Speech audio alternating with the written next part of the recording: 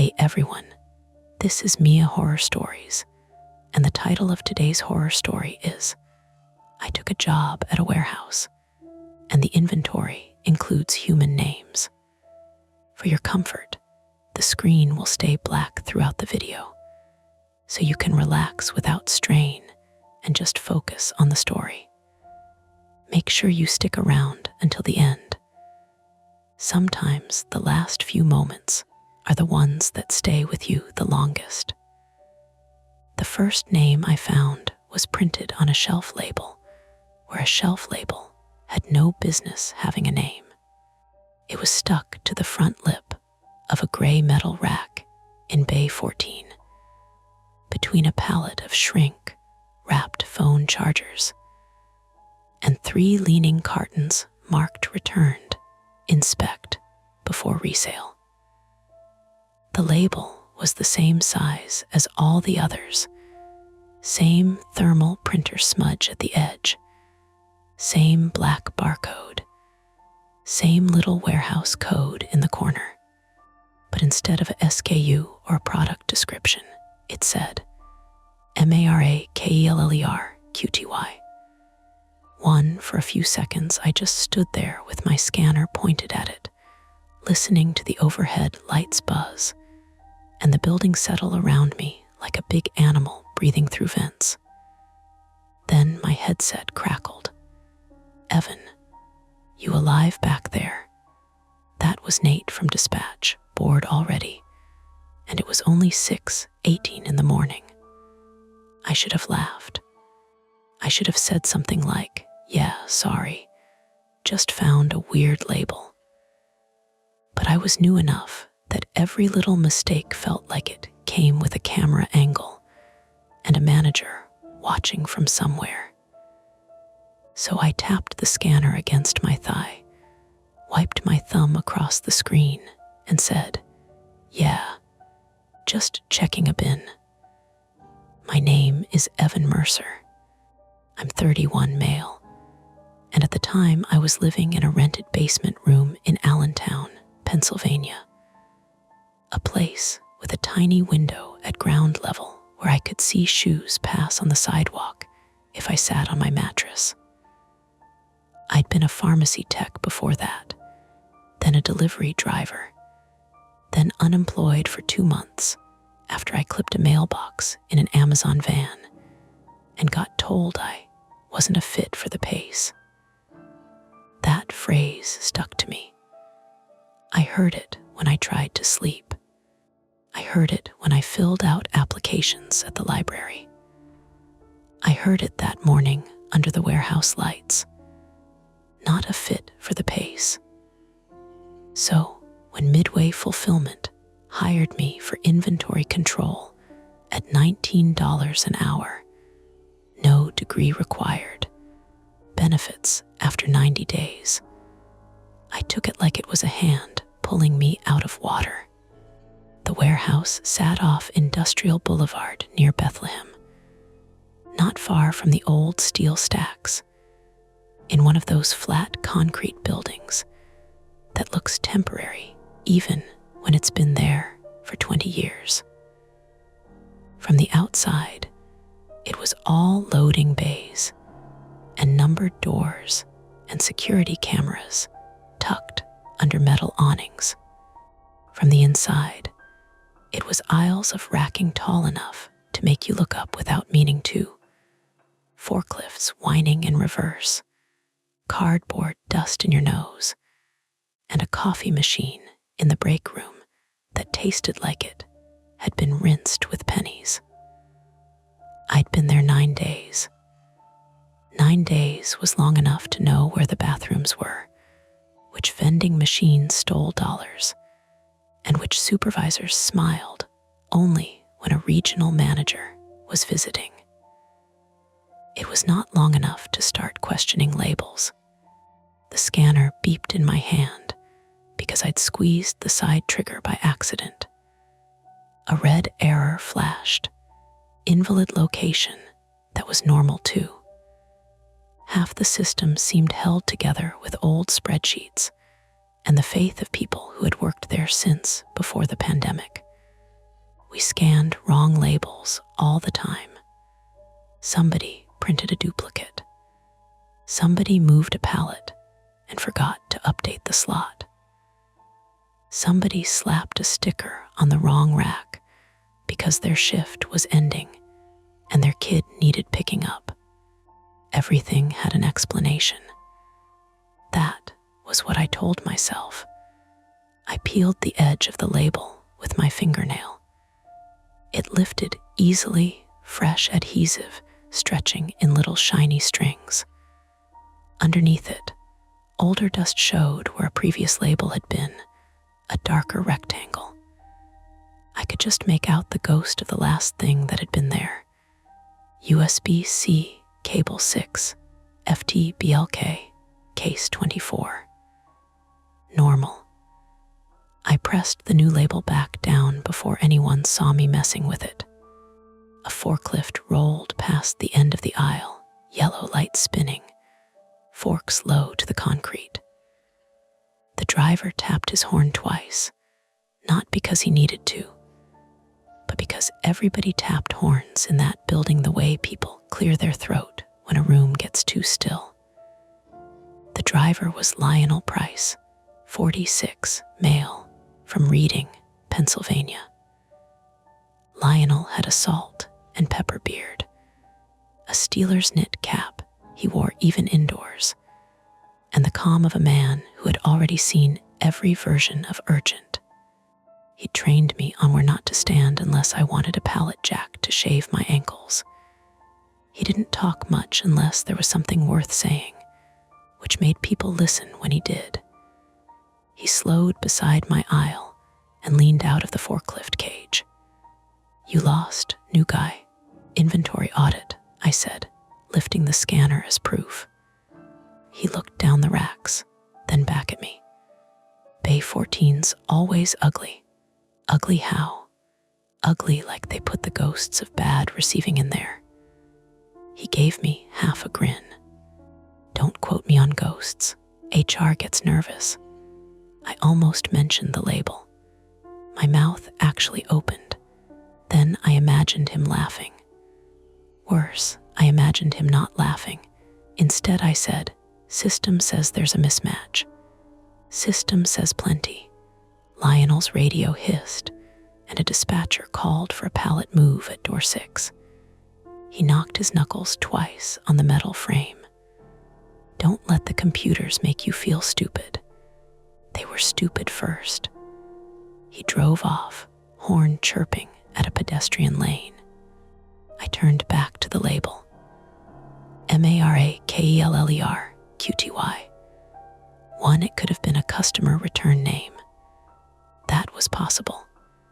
We handled third-party returns from online retailers, liquidation lots, warranty replacements, and boxes nobody wanted to claim because the paperwork had gotten divorced from reality somewhere in New Jersey. Sometimes return labels had names.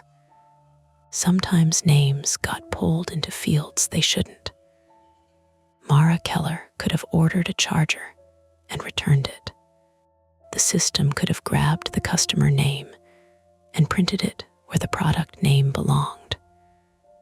That explanation worked until I scanned the barcode.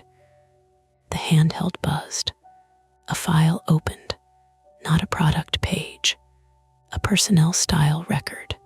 No photo, no address, just plain text fields with clipped warehouse abbreviations. MARAKELLER status, inbound source, Scranton hold, cold row count. One, do not cycle. My thumb hovered over the back button. Somewhere nearby, water ticked through a pipe above the ceiling panels. Tick, tick, tick. The sound was small enough that it shouldn't have bothered me, but in that aisle it felt measured, like somebody tapping a fingernail on a desk while waiting for me to make a decision. I looked toward the nearest camera dome. It was mounted high at the aisle intersection, black half-sphere reflecting a fisheye version of the racks and my own high-vis vest. I turned my body casually, like I was checking cartons, and hit back. The screen returned to my assigned audit list. I kept moving. That was my private flaw, if I'm being honest now. I don't mean cowardice exactly, though it looked similar from the outside.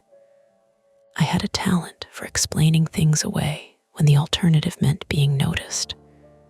I had spent most of my adult life trying not to be the person in the room with a problem.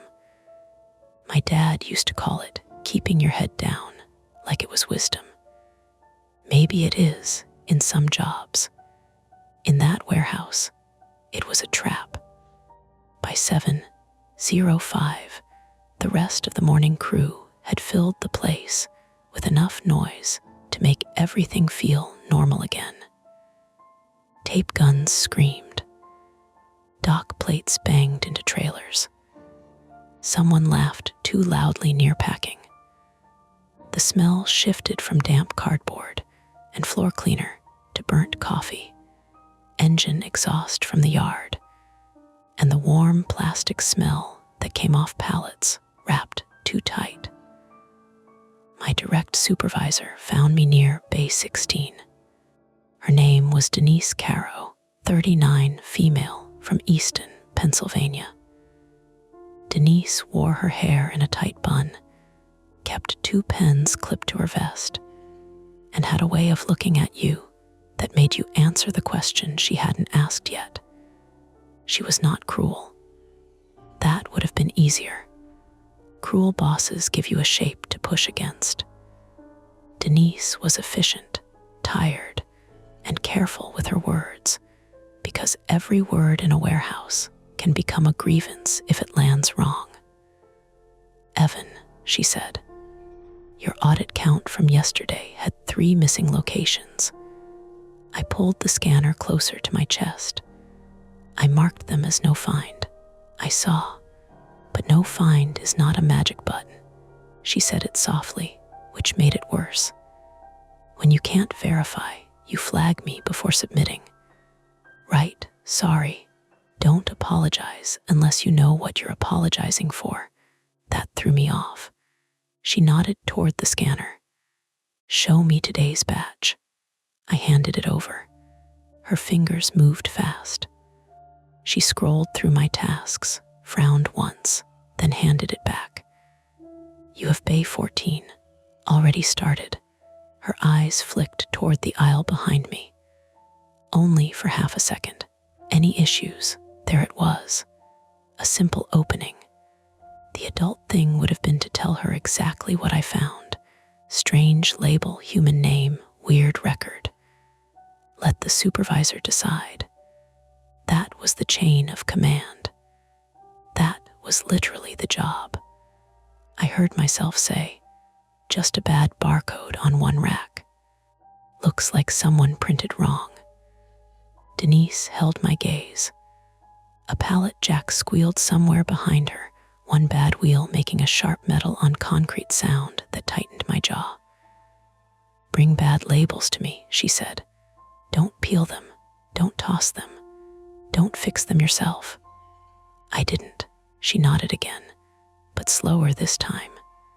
"Good." Then she walked away toward receiving. I watched her until she disappeared behind a stack of mixed freight. My hands felt tacky inside my cheap work gloves. At break, I sat at the far end of the room with a vending machine honey bun I didn't want and coffee that had gone gray at the edges. The break room had 2 microwaves, one working, one used as a shelf.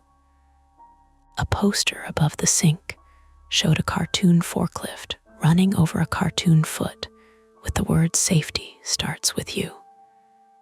Somebody had drawn a speech bubble over the injured cartoon man saying, "Worth it for overtime." That was when I met Kelsey. Kelsey Rowan was 28, female, from Bethlehem, Pennsylvania. She worked quality control, which meant she opened boxes other people had already opened badly. and decided whether the contents could be resold, repaired, donated, or thrown into the depressing category called liquidation salvage. She had a sleeve tattoo of wildflowers on one arm and a habit of keeping a box cutter clipped upside down on her belt for quick use. She sat across from me without asking because the rest of the tables were full, then looked at my untouched honey bun. "You saving that for its birthday?" I blinked. "What? The honey bun? It's been sitting there like a hostage." "Oh," I pushed it toward her. "You want it? That depends. Did you pay cash or card?" "Card." "Then no. That machine charges like it's a restaurant." I laughed before I could stop myself.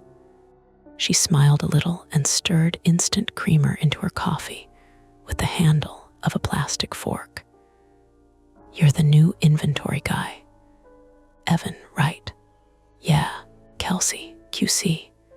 Don't believe anything Lionel tells you unless it involves forklift batteries or the Eagles losing in a spiritually damaging way.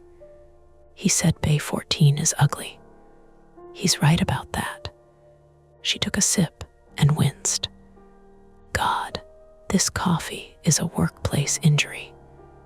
The room noise swelled around us.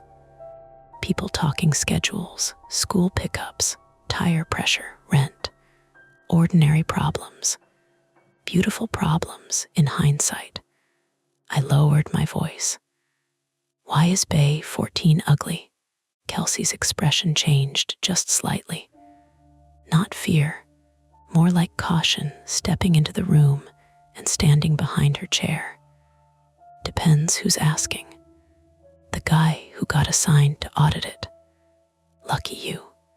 She looked toward the glass window beside the break room door. Through it, we could see a strip of warehouse floor and people moving in safety vests, cut up by reflections of the fluorescent lights. "Bay 14 gets weird freight," she said. "Mixed returns, damaged pallets, stuff with missing paperwork. Sometimes it's boring. Sometimes it's a pallet of phone cases soaked in barbecue sauce. Sometimes it's medical office equipment that should have gone through a different facility. Medical, like exam stools, wall dispensers. Nothing dramatic." She tapped the fork against her cup. Click, click, click. Why, I should have stopped, but her reaction had put a small hook in me. "You ever see customer names print as item descriptions?" "All the time, on shelf labels." She stopped tapping. "No," she said. I looked down at my coffee. Kelsey leaned in just an inch. "What did you see?" Before I could answer, the break room door opened hard enough to hit the rubber stop. Denise stepped in. "Kelsey, I need you in QC. Now. Evan, after break, finish Bay 14 and bring me any exceptions directly." Kelsey sat back. Denise's eyes moved between us. "Any questions?" "No," Kelsey said, already standing. "No," I said. Denise left first. Kelsey tossed her coffee into the trash, still half full. As she passed behind me, she bent just enough to say, "Don't scan anything twice if it opens weird." Then she was gone. I sat there with my hands around a paper cup, hearing those words over and over under the break room chatter. Don't scan anything twice if it opens weird. I finished break early because sitting still made me feel worse. Bay 14 looked different when I came back, though nothing had changed. Same racks, same concrete floor with black tire arcs polished into it. Same cold air drifting from the far end, where the insulated curtain hung between regular storage and the refrigerated section everyone called Cold Row. It wasn't actually freezing back there, just chilled for products that couldn't sit in heat. Supplements, cosmetics, certain electronics, some medical returns sealed in blue bins. Cold row made a constant low hum. Compressors, fans, whatever ran behind the panels. The sound settled in your teeth after a while. I found Mara Keller's label again. For one stupid second, I hoped it would be gone. It was. There was a new label 2 racks down. Thomas Ellery Qty. One I didn't move. A worker at the end of the aisle dragged a pallet wrap roll across the floor, the plastic tube bouncing hollowly every few feet. Thunk, thunk, thunk. I stepped closer. The Thomas Ellery label was cleaner than Mara's, freshly printed, the paper still bright white against the dusty rack. Beneath it sat a sealed blue tote with a tamper strip across the lid and a smaller orange sticker that said, QC hold, do not open on floor. I scanned the shelf label before I could talk myself out of it. The handheld loaded. Thomas Ellery status, received source, Harrisburg hold, cold row count. 1 do not cycle. I hit back immediately. Then the scanner made another sound, not the normal beep, a flat double tone. A message appeared in a gray box. Exception created supervisor notifid. My throat tightened in a way that made swallowing feel loud. I hadn't submitted anything. I hadn't typed a note. I hadn't even held the trigger after the scan. The system had done it on its own. A minute later, Denise came around the aisle corner. She didn't rush. That was worse. What did you scan? She asked. I held out the handheld, screen facing her. She didn't take it. What did you scan, Evan? The label. My voice came out too low. Miss Ellery. Her face gave me nothing. Behind her, Lionel's forklift rolled past and slowed. He looked from Denise to me, then kept going, but not before I saw his jaw shift like he was biting down on something. Denise held out her hand. Give me the scanner. I did. She pressed through screens with controlled, practiced movements. You weren't assigned that slot. It was in the same bay. You weren't assigned that slot. It had a person's name on it. For the first time, her fingers stopped. The fans in cold row kicked harder, and the insulated curtain at the far end trembled in the draft. Denise looked up at me. Listen carefully, she said. Sometimes customer data gets into product fields. It's a compliance issue, not a horror movie. You see something like that, you bring it to me. You do not investigate it yourself. I wasn't investigating. I was doing inventory. You scanned an unassigned hold location. Because there are names on shelves. Her eyes sharpened. Lower your voice. That was when I realized I had raised it. A picker came into the aisle pushing a cart, saw us, and reversed out without a word. Denise stepped closer. She smelled faintly like hand sanitizer and the mint gum she chewed to quit smoking. I know being new is stressful. I know systems here are messy, but you need to decide whether you can follow process. There it was again, a fit for the pace. My face got hot. Is Mara Keller a customer too? Denise stared at me. The name hung between us, plain and ugly. Her radio clicked. A man's voice said, Denise, you got eyes on that exception. She unclipped it from her vest without looking away from me. Handled, needs security. No, she said too fast. Then, after a beat, not yet, not yet. I wished I hadn't heard it. She turned the scanner off and slid it into her vest pocket. Go to the training room. Wait there. Am I in trouble? being removed from the floor while I clean up a data error. I need my scanner to finish. You're done with Bay 14. I looked past her toward the blue tote. The orange QC sticker had a corner peeling up. Under it, something was written in marker on the plastic lid. Not a full word, just 2 letters visible where the sticker curled. Maybe it was part of medical, maybe metal, maybe merch. The brain does stupid things when it wants a pattern. Denise shifted to block my view. Training room, she said. I walked because refusing would make it official, and official things follow you. They get written down. They become the reason the next place doesn't hire you. The training room was a glass-walled box near HR, with 6 computers and posters about lifting with your legs. I sat at the end table where I'd watched onboarding videos about harassment, fire exits, and active shooters. The irony landed slowly, then badly. Through the glass, I saw people crossing the warehouse floor. No one looked alarmed. No one ran. A woman from packing carried a roll of labels under one arm.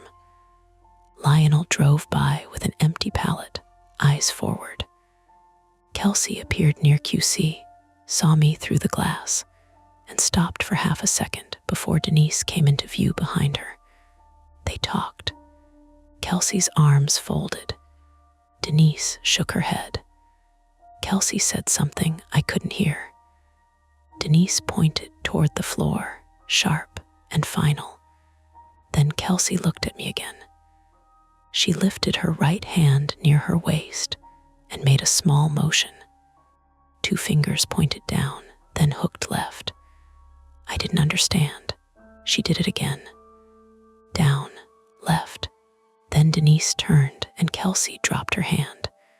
A minute later, my phone buzzed in my pocket. Phones weren't allowed on the floor, but training room rules were looser. I pulled it out under the table. An unknown number had texted me. Don't let them send you out front. If they ask, say bathroom. Go left past lockers. Emergency, exit by maintenance. Camera blind spot after the vending machines. I stared at it until the letters stopped making sense. Another text came. You saw names. That means they'll make you sign something or fire you. Maybe both.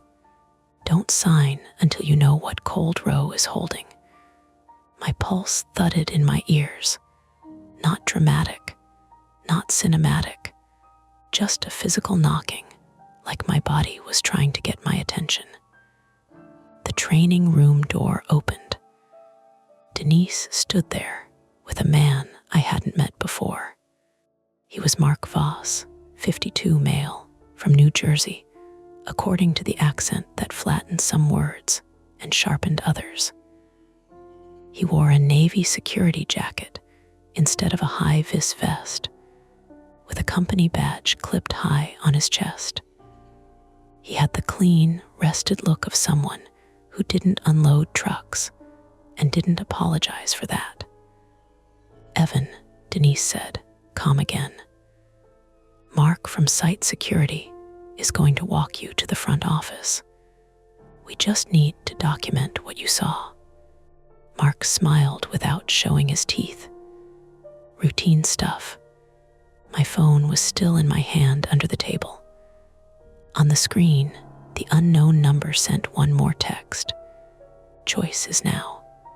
I looked at Denise. I looked at Mark. Behind them, through the glass, the warehouse kept moving, carts rattling, tape guns screaming, forklifts chirping, ordinary work swallowing every strange thing before it could echo.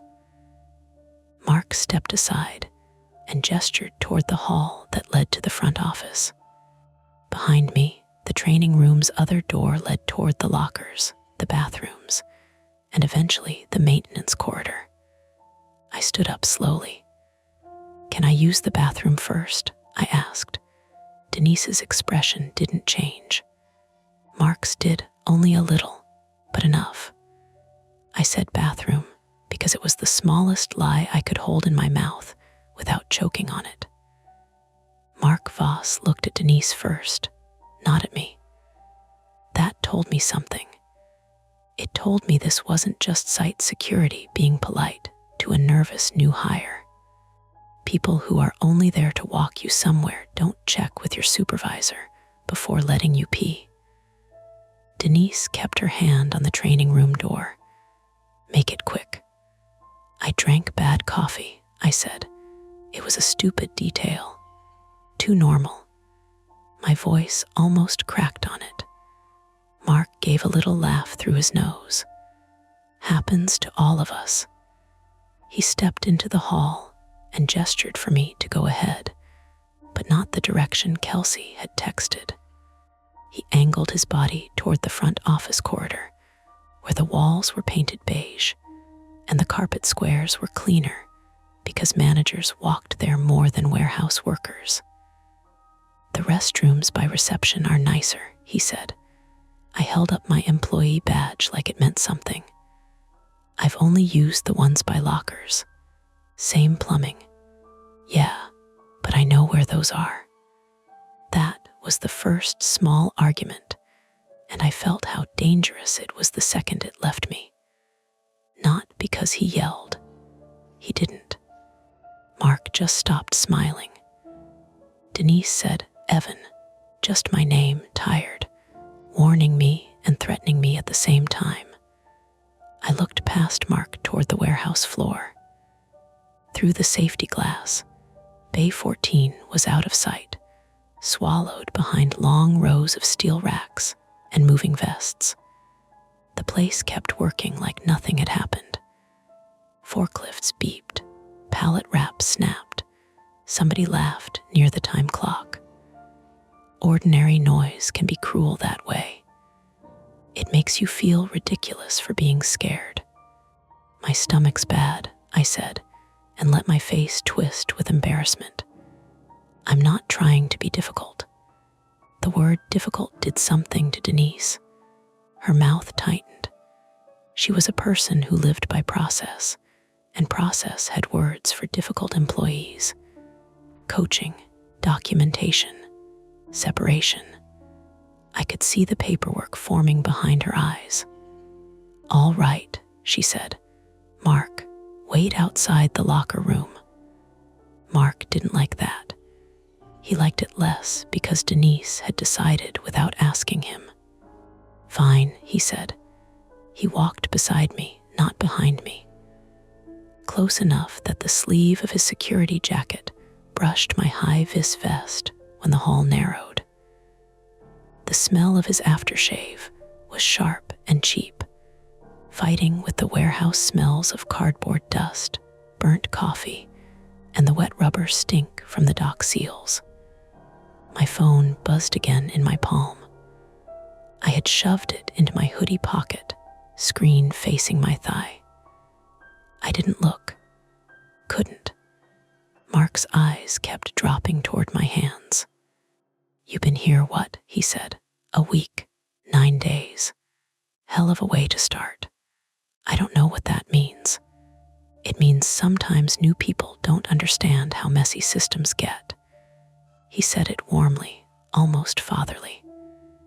They see a wrong field and build a whole story around it. I kept walking. The locker room entrance was ahead, just past the vending machines and the bulletin board where somebody had posted a flyer for used snow tires, even though it was late April. What story did I build? I asked. Mark glanced at me. I shouldn't have said it. I knew I shouldn't. But there was a pressure inside me now, a panicked little engine turning over and over, and it made silence feel impossible. He said, I'm saying don't make your morning bigger than it is. We reached the lockers, men's room on the right, a row of dented gray lockers on the left. Beyond them, if Kelsey's text was right, the hall bent toward maintenance, and the emergency exit. Mark planted himself where he could see both the restroom door and the hallway. "Phone," he said. I stopped with one hand on the bathroom push plate. "What? Company policy. No phones on floor. We're not on the floor. Still controlled area. I'm using the bathroom, and I'm asking for the phone while you do." There are moments when fear becomes oddly practical. It stops being a cloud and turns into a list. Mark wanted my phone. Kelsey had texted me instructions. If he took it, the one person inside the warehouse trying to help me would be exposed, and I would have nothing except my own bad instincts. My private flaw was always keeping my head down. The challenge, right then, was that keeping my head down meant handing over the only proof that something was wrong. I said, "I left it in the training room." Mark's eyes moved to my hoodie pocket. My phone buzzed again. Not loud, just a soft insect vibration against fabric. We both heard it. For 1 second, neither of us moved. Then Mark reached for my arm. I shoved through the bathroom door. Not brave, not planned, more like slipping on ice and pretending you meant to run. The door hit the tile wall with a flat crack. The bathroom smelled like bleach pucks and damp paper towels. 2 stalls, 1 urinal, 1 sink with a mirror scratched by someone's ring or key. I caught a flash of myself in it, pale, beard stubble, yellow vest hanging crooked, eyes too wide. Mark pushed in behind me. "Evan." I backed toward the stalls. "I said I'm using the bathroom. Give me the phone. Call HR. I am HR right now." "No, you're security." That made him step faster.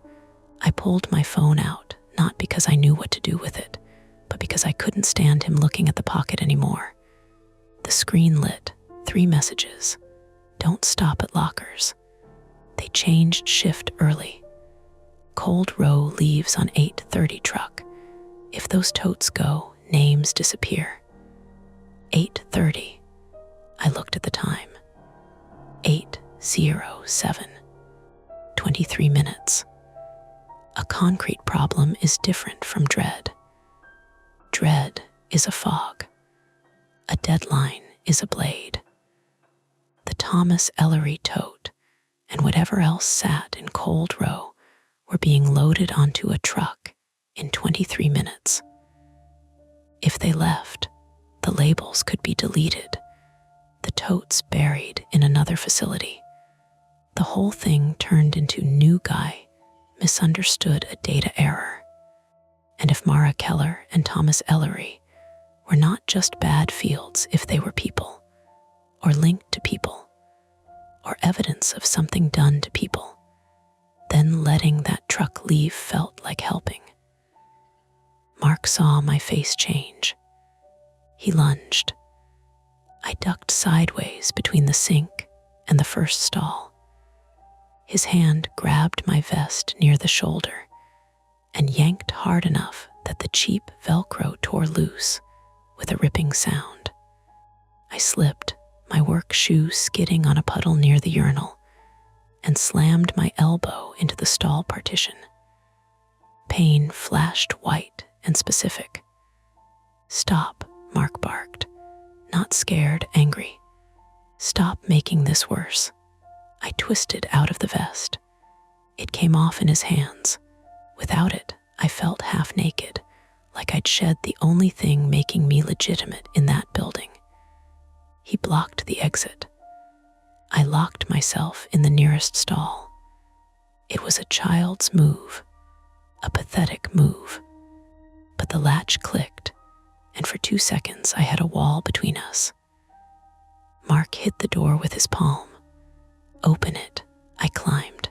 Again, not graceful, not movie climbing. My boot slipped on the toilet seat, my shin banged the rim, and the whole stall shuddered under my weight.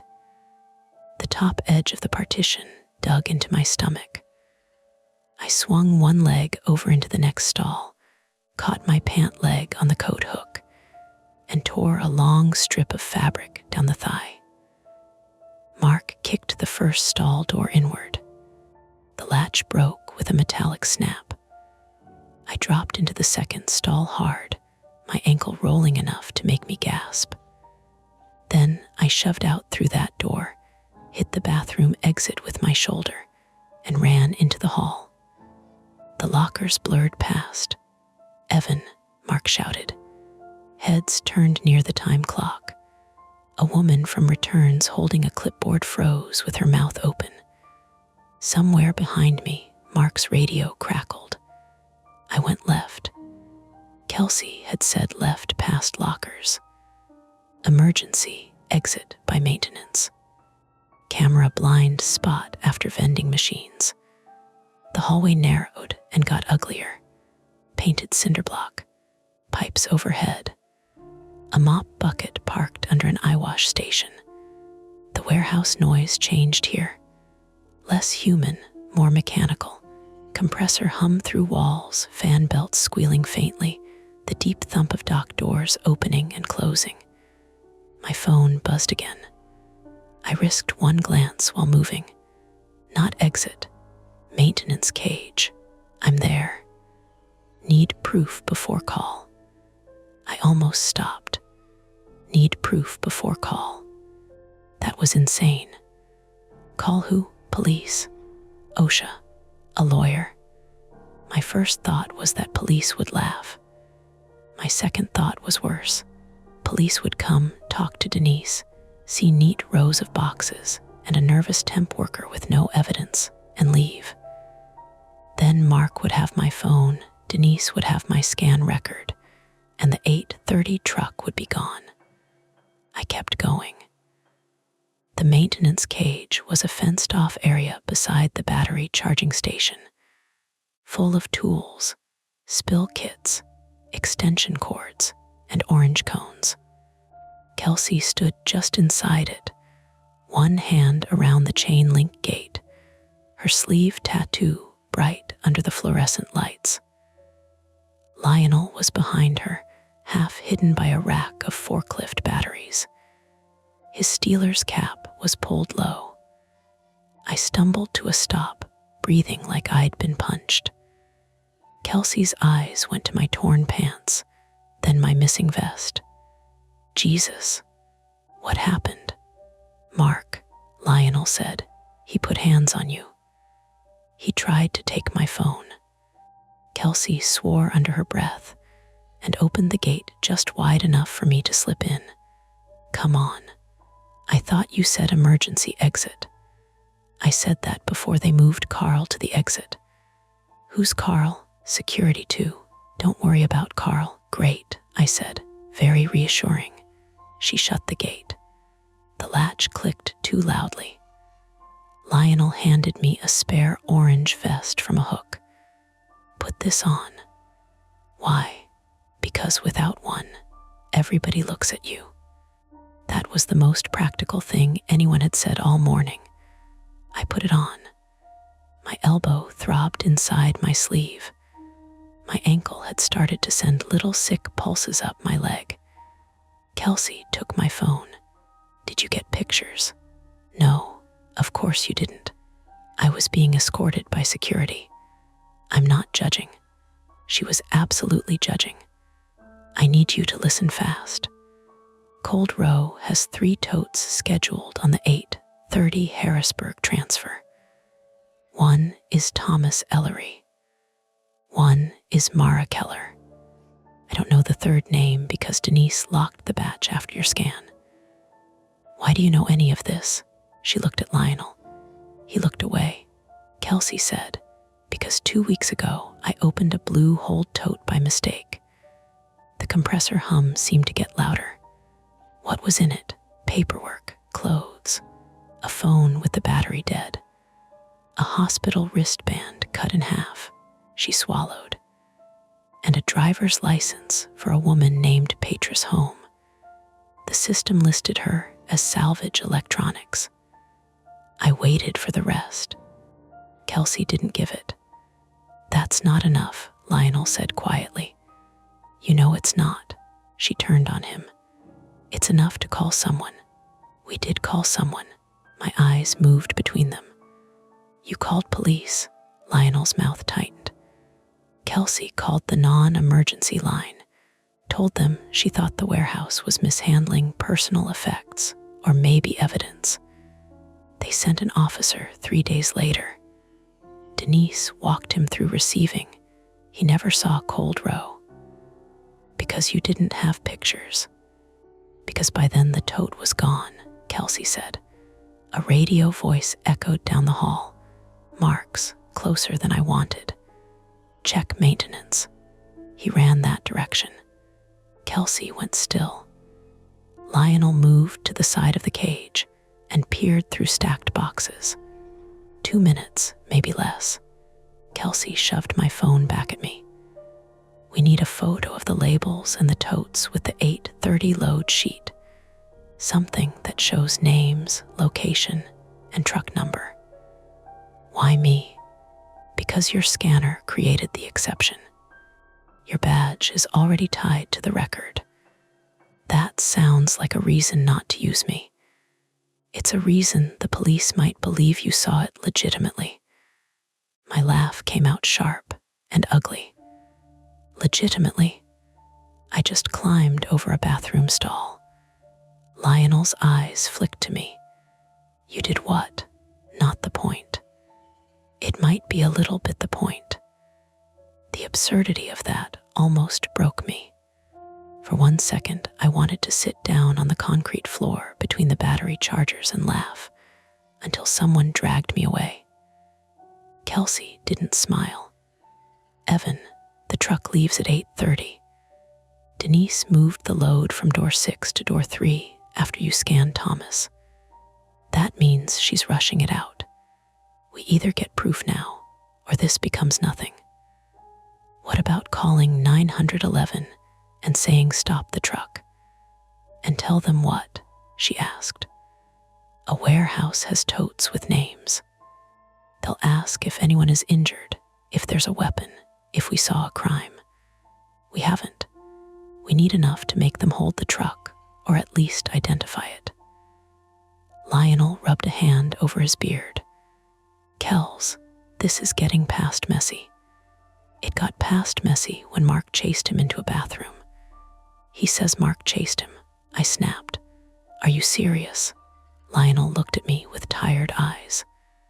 I'm serious because people lie when they panic. Not saying you are. Saying this place runs on documentation. If we don't document it, they do. That landed hard because he was right. Denise had process. Mark had security logs. Midway had cameras, badge swipes, policies, reports with clean language. I had a torn pant leg and a story about human names on shelves. Kelsey pulled a folded paper from her back pocket.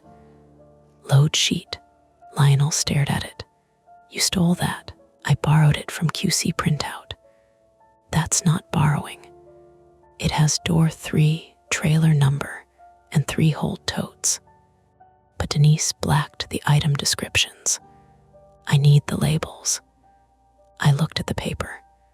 3 lines. Time, 08:30. Destination, Harrisburg transfer. Trailer, HT 6281. Container IDs ending in 441, 442, 443. The item description column was smeared thick with black marker. My stomach turned. Kelsey said, I can get us into Cold Row through QC, but not if Mark's watching. Lionel can block sight line with the forklift for maybe 90 seconds. Lionel gave a humorless chuckle. Oh, can Lionel? You said you wanted more than my word. I said I didn't want to lose my pension because you got a bad feeling. Kelsey's face flushed. A woman's license and clothes in a tote is not a bad feeling. You didn't take pictures. I panicked. So did he. Lionel pointed at me. And now we're building a plan out of panic. Mark's voice came again from the hallway just outside maintenance. Evan, I know you're back here. Kelsey lowered her voice. Decide. I could hear Mark's shoes on concrete, slow, checking corners. My old self, the one that had survived by staying small, knew exactly what to do. Step out, apologize. Say I freaked out. Blame nerves, coffee, misunderstanding. Sign whatever paper made the morning end. Keep the job if they let me. Find another one if they didn't. But another thought pushed in, quieter and more stubborn. Mara Keller, Thomas Ellery, Patras Home. Names are not inventory. I took the load sheet from Kelsey. My fingers left a sweat mark on the paper. What happens if we get caught in Cold Row? Kelsey reached down and pulled her box cutter from her belt, not opening it, just holding it like a tool and not a weapon. Then we say we were verifying a QC hold before transfer. That sounds thin. It is thin. Lionel looked through the cage again. His shoulders sagged. Mark S. at the vending machines. Kelsey opened the gate. We moved. Lionel went first, because nobody questioned a forklift driver walking fast with a battery clipboard in his hand. Kelsey followed with a roll of labels tucked under her arm like she was going back to QC. I kept my head down, wearing Lionel's spare vest and trying not to limp. Mark was 10 yards away, talking into his radio beside the vending machines. For half a second, his back was turned. Lionel stepped into the forklift lane and slapped the side of a parked pallet jack. It made a hollow metal bang. Mark looked toward the sound. Kelsey grabbed my sleeve. Now, we cut through QC. The room was lined with waist-high tables, scales, tape guns, clear bins of returned earbuds, cracked tablets, dented hair dryers, all the sad little leftovers of other people's purchases. A fan turned slowly in the corner, moving air that smelled like dust and disinfectant wipes. Kelsey swiped her badge at a side door. Red light. She swiped again. Red, come on, she whispered. Locked, I said. It shouldn't be. Behind us, Lionel's voice rose, deliberately irritated.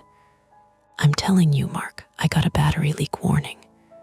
You want acid on the floor, you fill out the report. Mark answered, too low to make out. Kelsey wiped her badge on her shirt and tried a third time. Green. The lock clicked. Cold air spilled over our shoes. Cold Row was narrower than I expected. Not a big hidden chamber. Just a chilled storage corridor with insulated walls, metal shelves, and plastic strip, curtains at the far end leading to the dockside cooler door. Fans hummed overhead. The air smelled like clean plastic, damp cardboard, and something faintly chemical underneath, like the inside of a pharmacy fridge. 3 blue totes sat on a pallet near the dock curtain. Orange stickers, tamper strips, container IDs 441, 442, 443. Kelsey sucked in a breath.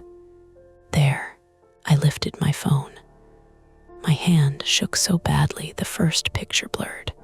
Again, Kelsey said, I know. I took one of the tote IDs, one of the orange QC hold stickers, one wide shot with the pallet, the Cold Row sign, and the dock curtain in frame. Then I crouched to photograph the side labels. The first said, MARAKELLER QTY. One the second, Thomas Ellery Qty. One, the third label had been partially scraped away, like someone had taken a box cutter to the name. Only the bottom of the letters remained. Kelsey leaned over my shoulder. "Can you zoom?" I took a picture, then another. The remaining text was enough to show. "Trice home, Qty." One, Kelsey made a sound so small I almost missed it. Not a gasp, not a sob. Recognition with nowhere to go. From the dock side of the strip curtain came the hydraulic hiss of a pallet jack being raised. Someone was on the other side. We both froze. A man's voice said, "These the three," Denise answered, muffled by the plastic strips. "Yes, load them now." Kelsey grabbed my wrist. We had the proof. We also had nowhere to go except back through the QC door or forward through the dock curtain. Behind us, the badge reader beeped. Red, then green. The cold row door opened. Mark stepped in, breathing hard, security jacket unzipped. His eyes went to my phone, then to the 3 totes, then to Kelsey's hand still wrapped around my wrist. "Well," he said, "that's a bigger problem." And the dock curtain behind us began to move. Mark stood between us and the QC door, breathing through his nose like he had jogged farther than he wanted anyone to know. Behind me, the plastic dock curtain moved again. One strip lifted, then slapped back against the others with a wet little clap. The noise was tiny, but in cold row it sounded deliberate. Kelsey's hand tightened around my wrist. I had my phone in my right hand, still open to the camera. 3 pictures sat in the corner thumbnail. Proof. Maybe enough proof, maybe not. At that moment, it felt less like evidence and more like a lit match I was trying to carry through gasoline fumes. Mark noticed exactly where I was looking. "Put the phone down," he said. "Move away from the door," Kelsey said. He almost smiled. "That's not how this goes." Cold row was a straight corridor, maybe 60 feet long. QC door at one end. Dockside cooler curtain at the other. Metal shelves along the left wall, mostly blue totes, and sealed cartons with cold chain stickers. The pallet with Mara Keller, Thomas Ellery, and Petrus Home sat near the dock end, staged close enough to move through the curtain in one pull. Overhead, fans pushed chilled air down the back of my neck. My elbow throbbed where I'd hit the bathroom stall. My ankle had stiffened in my boot, and every time I shifted my weight, a bright pain shot up the outside of my calf. Kelsey still had her box cutter in her left hand, closed. Mark saw it. "Don't be stupid. It's a tool," she said. "So is a restraint zip tie." That landed badly, not because it was dramatic, but because he said it like he had some. The dock curtain parted again. This time, Denise stepped through. She was followed by a dock worker I recognized, but hadn't spoken to. A broad man in a blue hoodie under his vest, pulling an electric pallet jack. He stopped when he saw us. The pallet jack hummed under his hand. Denise looked at the phone first too. "Evan," she said, "you need to hand that over." "No," she blinked once. "You don't understand the trouble you're creating." "I understand the truck leaves at 8:30, Kelsey said, "and you blacked out the load sheet." Denise's eyes moved to her. "You took internal shipping documents. You put people's names on totes. They are not people." The sentence dropped into the cold air and stayed there. For a second, nobody spoke. The dock worker shifted. "Denise, I'm just supposed to load. Wait outside, Aaron." Aaron Vale was about 34, male, from somewhere local, judging by the Lehigh Valley Iron Pigs logo on his hoodie. He had the strained, careful look of a worker who had wandered into a management problem and wanted to get paid without being remembered.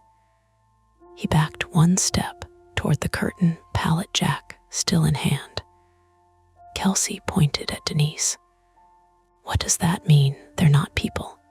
Denise rubbed 2 fingers against her forehead. Her gum had stopped moving in her mouth. "It means," she said slowly, "those labels are placeholders for claims packets. Legal claims. Customer names attached to recovered property. It's an ugly system, and if you had come to me instead of acting like children, I could have explained that." It sounded plausible. That was the worst part. Claims packets, recovered property, customer names. It fit the fields. It fit the personal effects Kelsey had seen. It even fit the cold storage, maybe, if some items were temperature sensitive. The explanation slid neatly over everything like a tarp. Kelsey's face did not soften.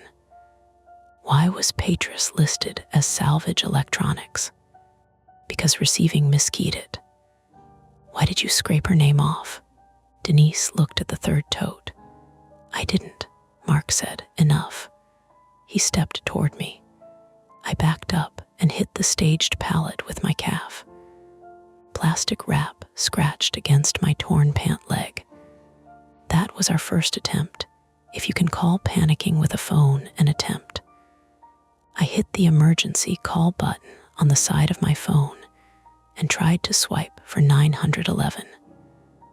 Mark moved faster than I expected. Kelsey grabbed his sleeve. He jerked free, hard enough to knock her shoulder into the shelf. A sealed carton thumped to the floor. I got the call screen open, but Denise lunged and caught my wrist with both hands. She wasn't strong like Mark. She was desperate. "Don't," she hissed.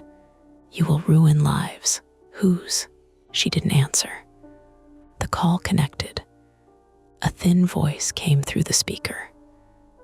911, what is your emergency?"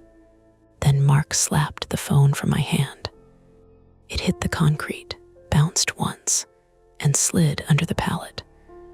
I dropped to one knee after it. My bad ankle folded wrong, and pain climbed up my leg so hard my vision spotted. I shoved my hand under the wooden slats, fingers sweeping dust, plastic banding, grit. The phone screen glowed out of reach. The dispatcher's voice came again, muffled under the pallet. "Hello, can you hear me?" Mark planted his boot on the phone. The glass cracked with a small, final sound. Kelsey shouted, "He just broke his phone." Aaron, halfway through the curtain, froze. Denise's voice sharpened. Aaron outside now, but Aaron had seen enough to become a problem. He let go of the pallet jack handle. "I don't want any part of this." Mark pointed at him. "Then walk away." Aaron did, pushing through the plastic strips into the dock lane. The 911 call had failed, or maybe it hadn't. I had no way to know. My phone lay under Mark's boot with the screen spiderwebbed and dark. A partial attempt, a broken connection. No clean rescue. Kelsey crouched beside me. "Can you stand?" Yeah, I could, barely. She hooked an arm under mine and hauled me up. My breath came out in ugly little bursts. Denise looked smaller than she had 5 minutes before, not kinder, smaller. "You both need to come to the office." "No," Kelsey said. Mark reached inside his jacket. Kelsey flinched. I did too. What came out was not a gun. It was a radio. For half a second, my body had already believed the worst. My knees loosened. My stomach dropped. Then the object was just black plastic and an antenna, ordinary and stupid in his hand. That was the misdirection, though I didn't understand it until later. Mark was site security in Pennsylvania, not some movie thug with a pistol. He carried a radio, a badge, and company authority. That was enough. He pressed the side button. Carl, Lock West Hall. No one leaves maintenance side. We've got an internal theft issue. Kelsey laughed once, furious. Theft? Denise looked at Mark. Don't call it that. It is that now. The trap tightened. Kelsey's phone. Mine was gone, but Kelsey still had hers. I saw the thought hit her face the same second Mark saw it. She turned toward the dock curtain and ran. I followed because staying was worse. We pushed through the strips into the dock side cooler vestibule. Cold plastic slapped my cheeks and ears. The dock lane opened in front of us, wider and louder, with 3 trailer doors on the far wall. Door 3 was backed by a white trailer with red reflective tape, and the number HT 6281 stenciled near the corner. A dock plate bridged the gap. Beyond it, the trailer interior waited dim and ribbed like the inside of a metal throat. To our left were stacked pallets and a yellow safety rail. To our right, a caged area for damaged freight and a narrow passage leading back toward receiving. Bay 14 was across the main floor beyond the racks. The front office sat on the opposite side of the building, past time clocks and reception. The maintenance exit was behind us, now probably locked or watched. Kelsey pulled her phone from her back pocket. No service. She held it higher. Still no service. Metal box, she muttered. Of course. Wi-Fi. Employee Wi-Fi blocks everything. Behind us, Mark shoved through the curtain. Denise followed, slower. Her face had gone pale beneath the warehouse lights. Kelsey grabbed my sleeve again. Door 3. If we can get outside the dock, I can call. We ran along the yellow rail toward the personnel door beside the trailer bays, the one drivers used to enter the shipping office. It had a push bar and a scratched sign that said alarm will sound. Kelsey hit the bar. Nothing. She hit it again with both hands. The door didn't move. A red light blinked on the keypad beside it. Locked. Fire code, she said, breath shaking. That's illegal. Add it to the list. Mark called from behind us. Stop running before one of you gets hurt. Too late for that, I thought. Lionel appeared at the end of the dock lane in his forklift, coming from the main floor side. His face changed when he saw us. He took in Mark, Denise, Kelsey's phone, my limp, the trailer. Then he did something I will never forget. He drove the forklift directly between us and Mark, set the forks down with a metal scrape, and killed the engine. For a moment, the sudden absence of that motor left my ears ringing. Battery alarm, Lionel said loudly. Mark stopped. Move it. Can't. Lionel held up the clipboard from earlier. Procedure says if I suspect battery acid leak, I isolate equipment until maintenance clears it. Kelsey looked like she might cry from relief and rage at once. Denise said, Lionel, don't make this worse. He looked at her. You keep saying that to people. This was our second attempt. Get outside through the dock door. Call from beyond the metal walls. Use Lionel's block to buy time. It failed in a different way. A siren chirped once from overhead. Then the dock door controls clicked, and door 3's trailer light changed from green to red. The loading system had been locked remotely. The white trailer's brake lights glowed through the gap. Aaron had not left.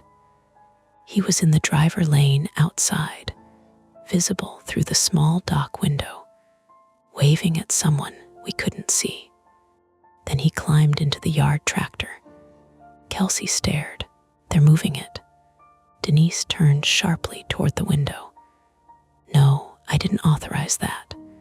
For the first time, she sounded honestly surprised. Mark spoke into his radio. Who cleared HD 6281? Static answered. Then Carl's voice. Shipping office says release. Yard wants it off the door. Denise grabbed Mark's radio. Hold that trailer, Carl said. Too late.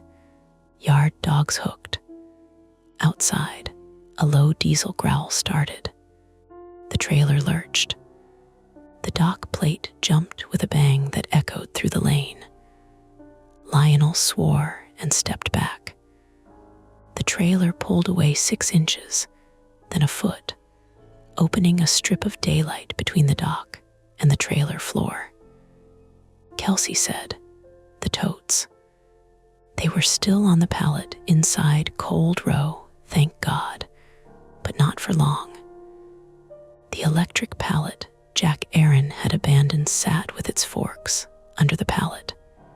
If someone came from the dockside, they could pull the 3 totes straight through and onto another trailer, or into a yard staging area, or anywhere else in the maze of chain link, doors, and paperwork. Denise shoved the radio back at Mark. I said, "Hold it." Mark's expression had changed too. Not guilt, calculation. That scared me more than anything else so far, because it suggested Denise might not be the top of the thing. Maybe she was managing a mess. Maybe Mark was managing her. Kelsey stepped close to Denise. Whose shipping office? Denise didn't answer. Who released it? Kelsey demanded. Mark said, "Back away." Lionel looked at me. Can you walk? Not fast. Then don't run, move smart. The trailer continued pulling away from door 3. Its rear doors were closed now, and HD 6281 rolled slowly across the yard lane, past stacked empty pallets and a line of other trailers waiting for pickup. If the police came later, we had a trailer number. But the 3 named totes were still inside the building, and someone had tried to move the truck without Denise's command. That fact changed the shape of the morning. It was bigger than one supervisor. Kelsey turned toward the shipping office, a glassed-in booth above the dock lanes with stairs on the far right. If release came from there, the computer has it. Computer logs, I said. She nodded. And cameras, Mark heard us. Do not go up those stairs. So of course we went. Lionel moved first, not running, but placing himself in Mark's path again. Mark tried to step around the forklift. Lionel grabbed the dangling battery cable and held it up like it was leaking acid, though I saw nothing on the floor. Back up, Lionel said, unless you want chemical exposure paperwork. You're lying, Mark said. Document it. That bought us maybe 10 seconds. Kelsey and I took the metal stairs to the shipping office. Each step rang under my bad ankle. Halfway up, pain made my leg buckle, and I grabbed the handrail so hard rust flakes came off in my palm. Come on, Kelsey said, then softer. Sorry, come on. I'm coming. The shipping office was a narrow room overlooking the dock, with 2 desks, a printer, a wall monitor showing trailer assignments, and a microwave with a cracked handle. Nobody was inside. A half-eaten breakfast sandwich sat on a paper towel beside the keyboard. The room smelled like onions, warm plastic, and the stale breath of a space with bad ventilation. Kelsey went straight to the computer. Locked. Do you know the password? No. Then why are we here? Because shipping people write passwords on things. She checked under the keyboard. Nothing. Under the mouse pad. Nothing. Then she lifted the desk phone and found a sticky note stuck beneath the base. Ship to win. She stared at it. I hate this place. The password worked. For one fragile second, success looked possible. The dock management screen opened with rows of trailer numbers and load statuses. HT6281 had been marked released at 0826 by user initials MVOSS. Mark. Kelsey took a picture with her phone. Then the Wi-Fi icon on the screen disappeared. The wall monitor went black. The lights flickered once. Down on the dock, every forklift horn chirped as machines rebooted or complained. The compressor hum behind Cold Row stuttered, stopped, then returned on backup power with a strained lower pitch. The computer screen flashed, network connection lost. Kelsey tried to send the photo. The message hung with a spinning circle. No, no, no, the office phone rang. Both of us jumped. It rang again, loud enough to hurt in that small room. Kelsey stared at it. Don't, I said. She picked it up anyway and put it on speaker. A man's voice, older, calm, unfamiliar.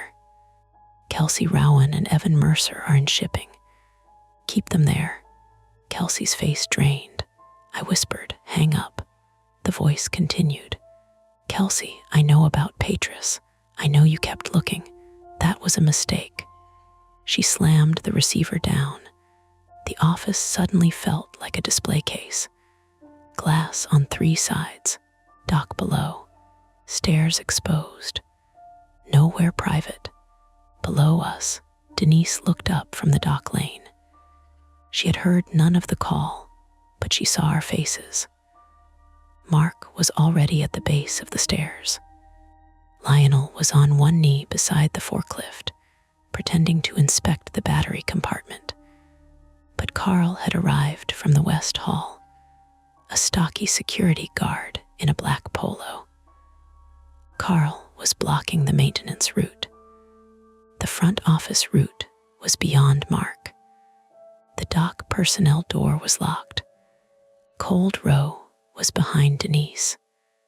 The trailer HT6281 was rolling away outside, but the totes remained staged for another move. Kelsey gripped the edge of the desk. Her knuckles were white. I can't do this again, she said. What? Watch it disappear. Her voice cracked on the last word. The printer beside us woke up. One sheet slid out, then another, then another. We both turned toward it. The pages were not invoices, not load sheets. They were pick tickets. Each had a human name printed in the product field. MARAKELLER, transfer priority. Thomas ELLERY, transfer priority. PATRICE, home, transfer priority. And beneath each name, a destination code I hadn't seen before. OFFSITE, hold. KLINE, road annex. Kelsey grabbed the pages. Mark started up the stairs. Give me those, he said. Kelsey backed away from the door and toward the office's second exit, a narrow service door I hadn't noticed behind a filing cabinet. It had no window and no sign, just an old push plate. Where does that go? I asked. Records mezzanine, she said. Above receiving. Is there another way down, eventually? Mark reached the top landing. Kelsey pushed the service door. It opened onto darkness and the dry smell of old cardboard. We stepped through. The door clicked shut behind us. For about 3 seconds, it felt like escape. Then automatic locks thunked through the building, one after another, heavy and final. A recorded voice came over the warehouse speakers. Security lockdown. Remain in your current area. Await supervisor instruction. Kelsey looked at me in the dim mezzanine corridor, holding the printed names against her chest. Below us, through gaps in the metal grating, the warehouse floor kept moving in confused fragments. Workers stopping, forklifts idling, radios barking, faces turned upward. My phone was broken. Kelsey's phone hadn't sent. The computer network was down. The exits were locking. Mark was behind us. Someone above Denise had just printed the names into our hands and sent us into a part of the building most employees never used. There was no walking back to HR now, no apology, no misunderstanding, no way to keep my head down and pretend this was a data error. Kelsey opened the top sheet with shaking fingers. On the back, printed faintly from a missed page, was a partial map of the Klein Road Annex. 3 rooms were circled in black. One was labeled Intake Live Property, and somewhere below us, Cold Rose Compressor began to scream. The record's mezzanine was not built for running. It was built for storage boxes, dead files, and people who moved slowly with clipboards.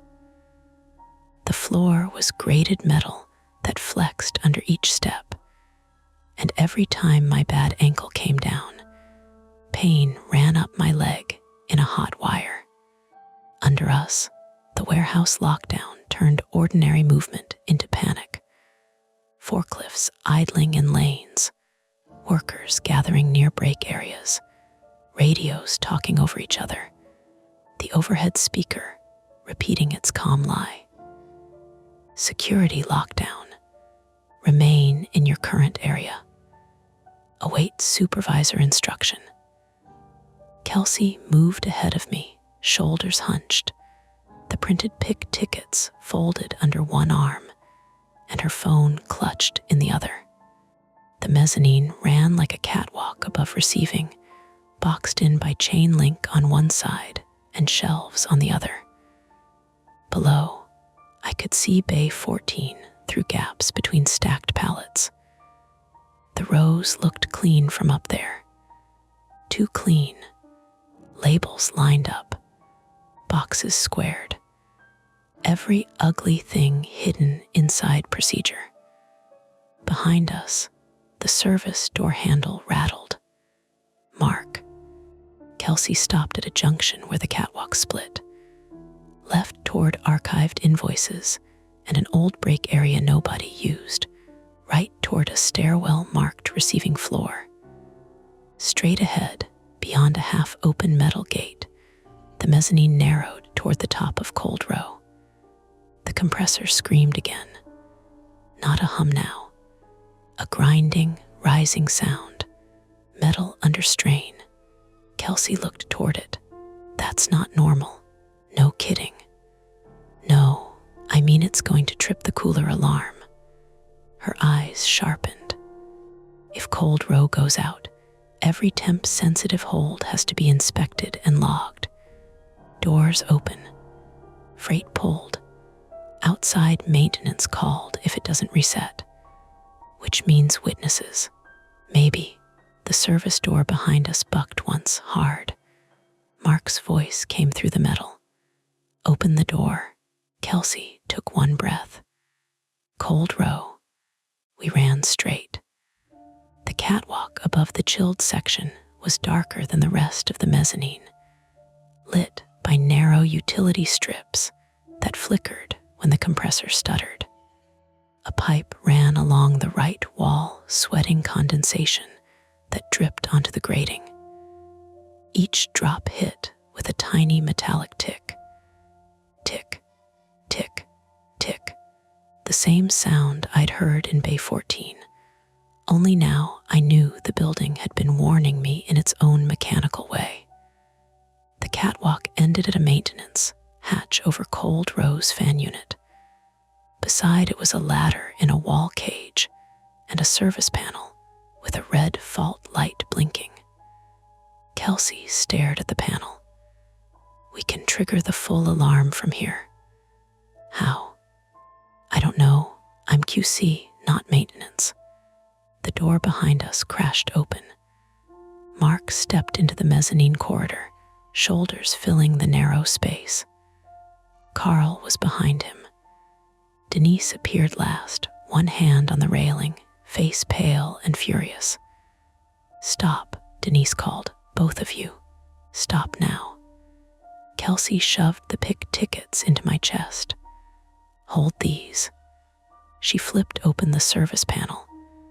Inside were breakers, warning labels, and a laminated reset procedure, zip tied to a cable. Her hands moved too fast. She was reading and not reading. I looked down through the grating. Below us, Lionel stood near his forklift on the receiving floor, head tilted up. He saw me. I lifted the papers. His face changed when he understood we still had them. Mark started toward us. The catwalk was too narrow for him to rush cleanly. Boxes jutted from shelves. Old file cartons leaned into the walking space of them aside, and one burst open, spilling yellowed receiving logs across the grating. Kelsey said, "There's a manual defrost." "Is that good?" "No, it stops the fan."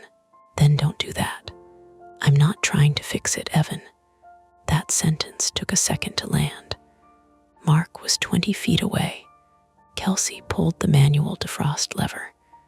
The compressor scream cut off. For one heartbeat, the sudden quiet felt wrong enough to stop everything. Then alarms erupted. Not one alarm. Several. A horn bleated from Cold Row. A red strobe flashed below us near the insulated door. The overhead speaker interrupted itself with a harsher recorded voice. Temperature excursion. Cold storage inspection required. Temperature excursion. Cold storage inspection required. Workers below looked up. Someone near receiving shouted, "What the hell?" Denise swore, sharp and real. "Kelsey, do you have any idea what you just did?" Kelsey slammed the panel shut. "Made it hard to hide cold freight." Mark lunged the last few steps. I moved without thinking. I shoved a file carton into his path. It split against his knees, and papers slid under his shoes. He stumbled, caught the railing, and grabbed my shirt with his other hand. The picked tickets fell. 3 white pages fluttered through the grating and drifted down to the warehouse floor. "Mara Keller," I yelled. My voice cracked, but the alarm covered it. "Thomas Ellery, Patras Home. Klein Road Annex." Workers below turned. Faces tilted upward. Denise looked down too. Lionel moved first. He stepped under the catwalk and picked up one of the pages before Carl could get there. Mark slammed me against the chain link. The side of my face hit metal. My cheek scraped. My injured elbow exploded with pain when it struck the railing. I made a sound I didn't recognize. Kelsey came at him with the closed box cutter in her fist, not the blade. She hammered it into his forearm. Once, twice. "Let him go." Mark swore and released me long enough to shove her. She hit the service panel with her shoulder and dropped to one knee. The box cutter skidded away, still closed, stopping near the hatch. Denise yelled, "Mark, enough." He didn't stop. That was when I knew Denise had lost control of whatever she thought she was controlling. Carl pushed past her, coming down the catwalk toward us with a bundle of black zip ties in one hand. Below, Lionel held the paper above his head and shouted to the workers nearest receiving. "Read it." Somebody read it. A packing worker took a photo. Then another. Phones came out everywhere. The lockdown had told people to stay where they were. It had not told them to stop looking. Mark saw the phones. For the first time, real fear crossed his face. He reached for me again, and I did the only thing I could think of. I drove my shoulder into him, low, more a collapse than a tackle. My ankle buckled. We both hit the railing hard enough that the whole catwalk rang. The railing held. My ankle didn't. Pain tore through my foot and up my shin. I fell sideways, gripping the grating with both hands, teeth clenched so hard my jaw popped. Kelsey crawled toward the fallen box cutter. Carl grabbed her by the back of her vest. She twisted and kicked backward, heel catching his shin. He cursed and lost his grip. Denise stepped between them. "Carl, back off." Carl hesitated. "Mark said," I said, "back off." Denise's voice cut through the alarm. Manager voice. The voice of someone used to being obeyed by people in reflective vests. Carl backed half a step. Mark didn't. He pulled himself up, breathing hard, and looked past us toward the maintenance hatch over Cold Row. "You want inspection," he said. "Fine." He grabbed the hatch handle and yanked. The hatch opened upward with a metallic shriek. Cold air blasted through the gap. Below it, fan housings and ductwork vibrated in the alarm light. Mark reached inside, not carefully, not like maintenance would, and pulled at a cable bundle. Kelsey screamed, "Don't touch that." He ripped one cable loose. The red strobe below stopped. The horn died. The recorded warning cut off mid-word. For half a second, there was only the warehouse noise and everyone's breathing. Then Cold Row went dark. Emergency lights clicked on along the floor below, low red strips that turned the plastic dock curtain into hanging bands of dull blood-colored light. Denise stared at Mark. "What did you do?" He rounded on her. "Fixed your problem. You cut the alarm. I contained a breach." "No," she said. "You created one." That was the first honest thing I heard her say all morning. Below us, the insulated Cold Row door opened. The power loss had dropped its maglock. The 3 blue totes sat visible on the pallet under emergency light. And then the pallet jack moved. Not by itself. Aaron had come back. He stepped out from the dockside vestibule, hands raised at first like he wanted everyone to know he wasn't part of this, then grabbed the electric pallet jack handle anyway and pulled the 3-tote pallet out of Cold Row into the open dock lane. "Don't yell at me," he shouted. "I'm not loading it. I'm bringing it where people can see it." Lionel shouted, "Good man." Mark leaned over the railing.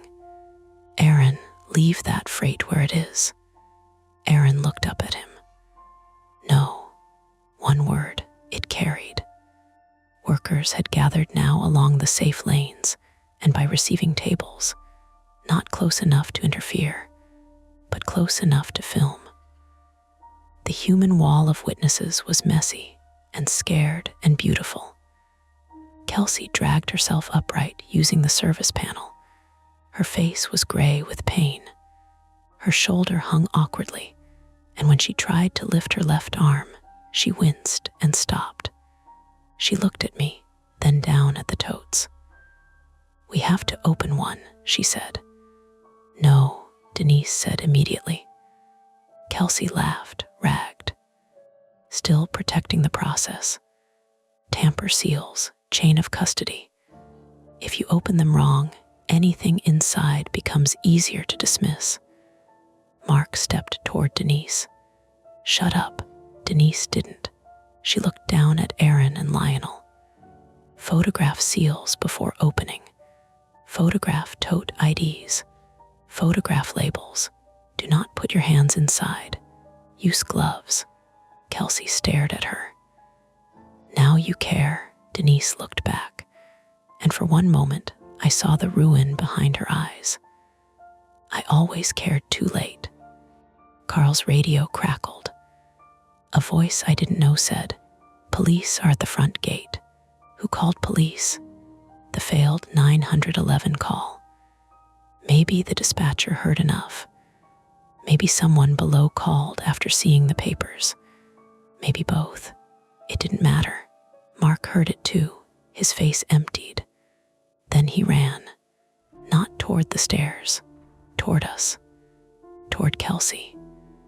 She was closer to the service door and the printed map, closer to the hatch, closer to everything he still thought he could control.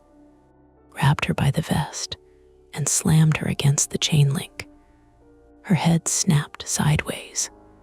She cried out, a short, shocked sound. Something in me broke clean. I was on the floor, ankle useless, one cheek wet where the chain link had scraped it open. I couldn't stand. I couldn't fight like a person in a story. So I crawled. I grabbed the fallen box cutter. Closed. My fingers shook on the plastic slider. Mark pinned Kelsey with his forearm across her chest. "Where are the pages?" Kelsey spat at him. It hit his jacket, not his face. He raised his hand. I opened the cutter and slashed downward, not at his throat, not at his face. At the nearest thing I could reach, the back of his hand where it gripped Kelsey's vest. The blade cut across his knuckles. Mark howled and let go. Blood welled fast, bright against his skin. Not a fatal wound, not even close. But it shocked him. It shocked me too. The cutter slipped from my hand and clattered onto the grating. Mark kicked me in the ribs. Air left my body in one hard grunt. Kelsey dropped to the floor beside me, coughing. Denise tackled Mark from the side. She wasn't big enough to take him down cleanly, but she knocked him into the railing. Carl grabbed Mark's jacket from behind, maybe finally understanding which way the room had turned. Mark swung back and caught Carl in the mouth with an elbow. Carl staggered, bleeding from the lip. Below, someone screamed. The police had entered from the receiving side, not like in a movie. No heroic charge. No perfect timing. 2 Bethlehem Township officers in dark uniforms came in cautiously with hands near their belts, trying to understand why a warehouse full of people was pointing phones upward and shouting different versions of the same story. Lionel, bless him, did not shout. He walked toward them with the pick ticket held flat in both hands. "Officer," he said, loud and steady. "You need to secure those 3 totes and that man on the mezzanine." Mark saw the uniforms. He stopped fighting. That was the strangest part. Not because he surrendered peacefully, he didn't. Not exactly. But because his face changed from rage to calculation again. He smoothed himself as much as a bleeding man could smooth himself. "These employees attacked me," he called down. "Internal theft, data breach. They damaged cold storage equipment." Kelsey coughed beside me. He cut the alarm cable. Denise raised both hands, palms out, and shouted down, "I'm Denise Caro, floor supervisor. Site security interfered with a cold storage alarm and attempted to remove employees from the floor. There are suspicious hold totes staged at door 3. I am requesting police secure them. Mark looked at her like he might kill her if the officers weren't there. The officers came up the stairs carefully. One ordered Mark to step away from us. He didn't, not at first. Then Carl, with blood on his chin, moved aside and said, "Mark, just do it." Mark stepped back. The officer put him in cuffs. It wasn't satisfying. Not in the way people think it will be. He didn't confess. He didn't collapse. He kept talking. They don't understand what they found. Maybe he was right. That thought crawled under my skin and stayed there. Paramedics were called for Kelsey's shoulder and my ankle, but before they got us down from the mezzanine, I watched the first tote inspection begin below. Denise had insisted on gloves. Lionel took photos. Aaron stood near the pallet jack with his hands shoved into his hoodie pocket, shaking. One officer cut the seal on Patris Holmes' tote, while another filmed on a department phone. The lid came off. No body. That sounds like relief. It was not relief.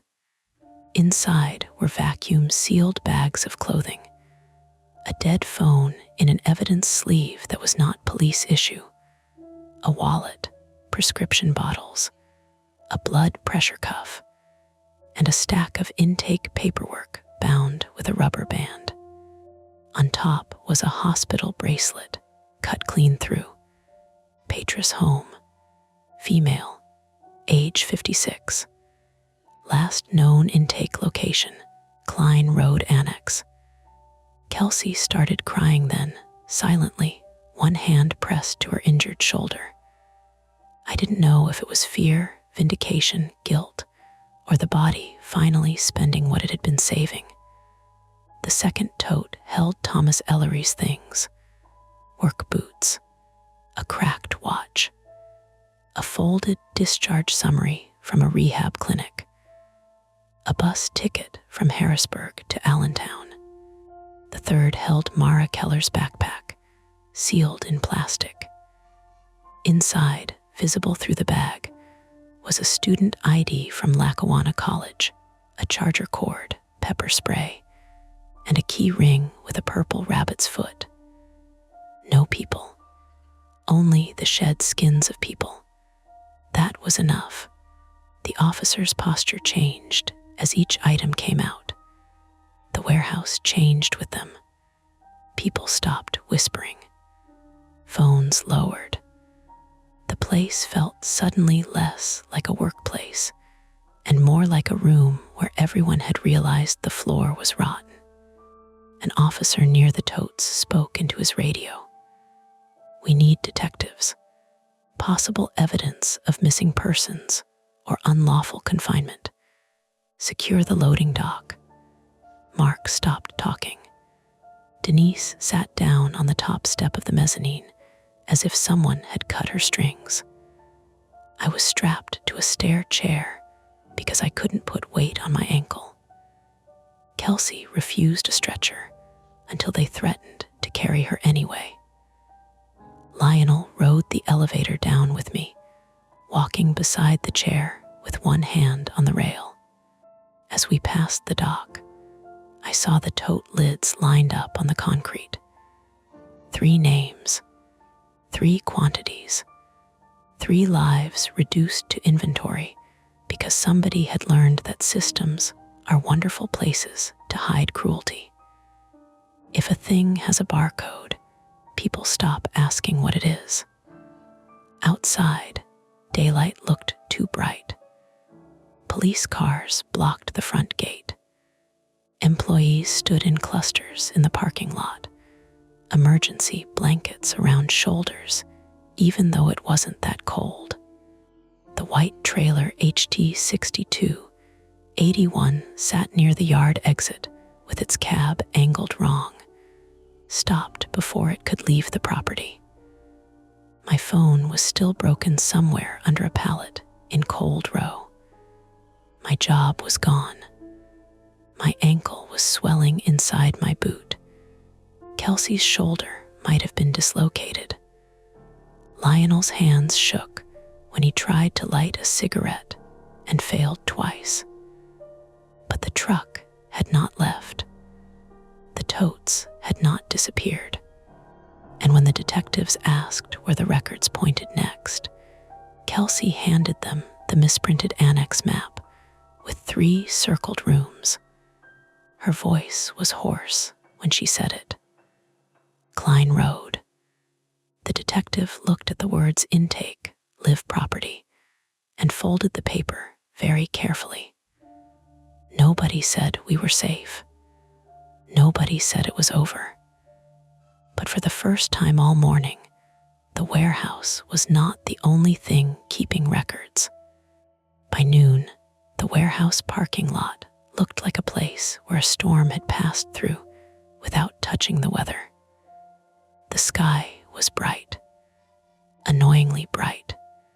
Spring sun on windshields, light on the wet patches near the loading bays where somebody had hosed down a spill before everything stopped. Employees stood in loose groups along the fence line with their hoodies pulled tight and their arms folded, not because it was cold, but because everyone needed something to do with their hands. The police had pushed us back from the dock doors with yellow tape and calm voices. Every few minutes, another unmarked car rolled through the gate. Nobody ran anymore. That almost made it worse. Panic has a rhythm. It tells you when to breathe, when to duck, when to move. Afterward, you're left with ordinary time again, and ordinary time has no idea what to do with you. They took me to St. Luke's in Bethlehem in an ambulance that smelled like disinfectant, plastic, and somebody else's old fear. Kelsey rode in a separate one after arguing with a paramedic for so long that he finally said, "You can either sit down or fall down, but one of those gives me more paperwork." She sat. My ankle wasn't broken. That was the first good news, if you want to call it that. Bad sprain. Ligaments angry enough to make the doctor wince when he rotated my foot. 2 bruised ribs from Mark's kick. A scraped cheek that needed cleaning, but not stitches. My elbow had swollen into something purple and ridiculous, like a plum hidden under the skin. Kelsey's shoulder was dislocated. They put it back in, and I heard her swear from 2 rooms away, one sharp word followed by a long, shaking breath. Later she told me she didn't remember saying anything. I told her I'd lie if asked. We were separated for questioning before they let us leave the hospital. Detective Sloan spoke to me first. Her name was Rachel Sloan, 44, female, from Philadelphia originally, though she worked with a county task force by then. She had short brown hair, tired eyes, and the kind of notebook that looked used instead of decorative. She didn't make me repeat myself quickly. That helped more than I expected. She sat beside my hospital bed while a nurse wrapped my ankle and asked me to start from the first label. Not the fight, not the alarm, the first label. So I told her about Bay 14. Mara Keller. QTY. Won the scanner opening a record that should not have existed. I told her about Thomas Ellery, the automatic exception, Denise taking my scanner, Mark trying to walk me to the office. I told her about the bathroom, and I expected her face to change when I admitted I climbed over a stall like a panicked raccoon. It didn't. She just wrote it down. When I got to Kelsey's texts, I stopped. My phone was broken, still at the warehouse, maybe under the pallet, maybe bagged by evidence techs. I didn't have the messages to show her. Detective Sloan looked up. We recovered a damaged phone from Cold Row. Mine. If your lock screen has a dog wearing sunglasses, yes. That's my sister's dog. Then yes. Can you get the texts? We'll try. She clicked her pen once. Tell me what they said as closely as you remember. I did. The words sounded worse out loud. Don't let them send you out front. Cold Row leaves on 8:30 truck. Choice is now. The detective stopped writing at that last one. Who sent them? Kelsey. You're sure? I assumed. That's not the same thing. I looked at her. The room was too quiet except for the blood pressure cuff machine rolling somewhere in the hall and the squeak of a nurse's shoes on waxed floor. She knew where I was, I said. She knew the layout. Detective Sloan nodded, but she didn't agree. We'll verify. That was the first crack that followed me out of the hospital. Kelsey and I were discharged around 3. Lionel waited in the lobby with 2 coffees he had bought from the cafeteria and didn't seem to trust. He had given his statement. Aaron had too. Denise had not been arrested, at least not then. Mark had. Security guy's lawyer showed up fast, Lionel said, handing me 1 coffee while I balanced on crutches. How fast? Fast enough to make me feel poor. Kelsey had her left arm in a sling and a paper bag of prescriptions clutched in her good hand. Her face looked smaller without warehouse light on it. Younger, maybe, or just drained. Denise, she asked.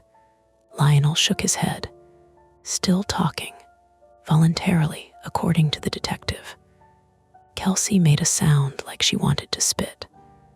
I know, Lionel said, but she got them to open the totes right. She waited until she had no choice. People do that. I know they do. That's not comfort. He didn't argue. We sat outside the hospital entrance because none of us wanted to go home yet, and none of us wanted to say that. Cars came and went. A man helped an older woman into a minivan. A child cried because he dropped a packet of crackers. 2 nurses smoked near a sign telling them not to. The world had the nerve to continue. Kelsey opened her pill bag and closed it without taking anything. They found the annex. Lionel looked at her. Who told you? Detective asked me if Klein Road meant anything. I said no. She said state police were at a property near Nazareth with that name on the utility record. My hands tightened around the coffee cup. Did they find people? Kelsey stared at the parking lot. I don't know. Nobody spoke for a while. That became the shape of the next few days. Nobody knew, or nobody told us. Those are different things on paper and identical when you're waiting. Midway fulfillment, shut down, pending investigation, according to the local news.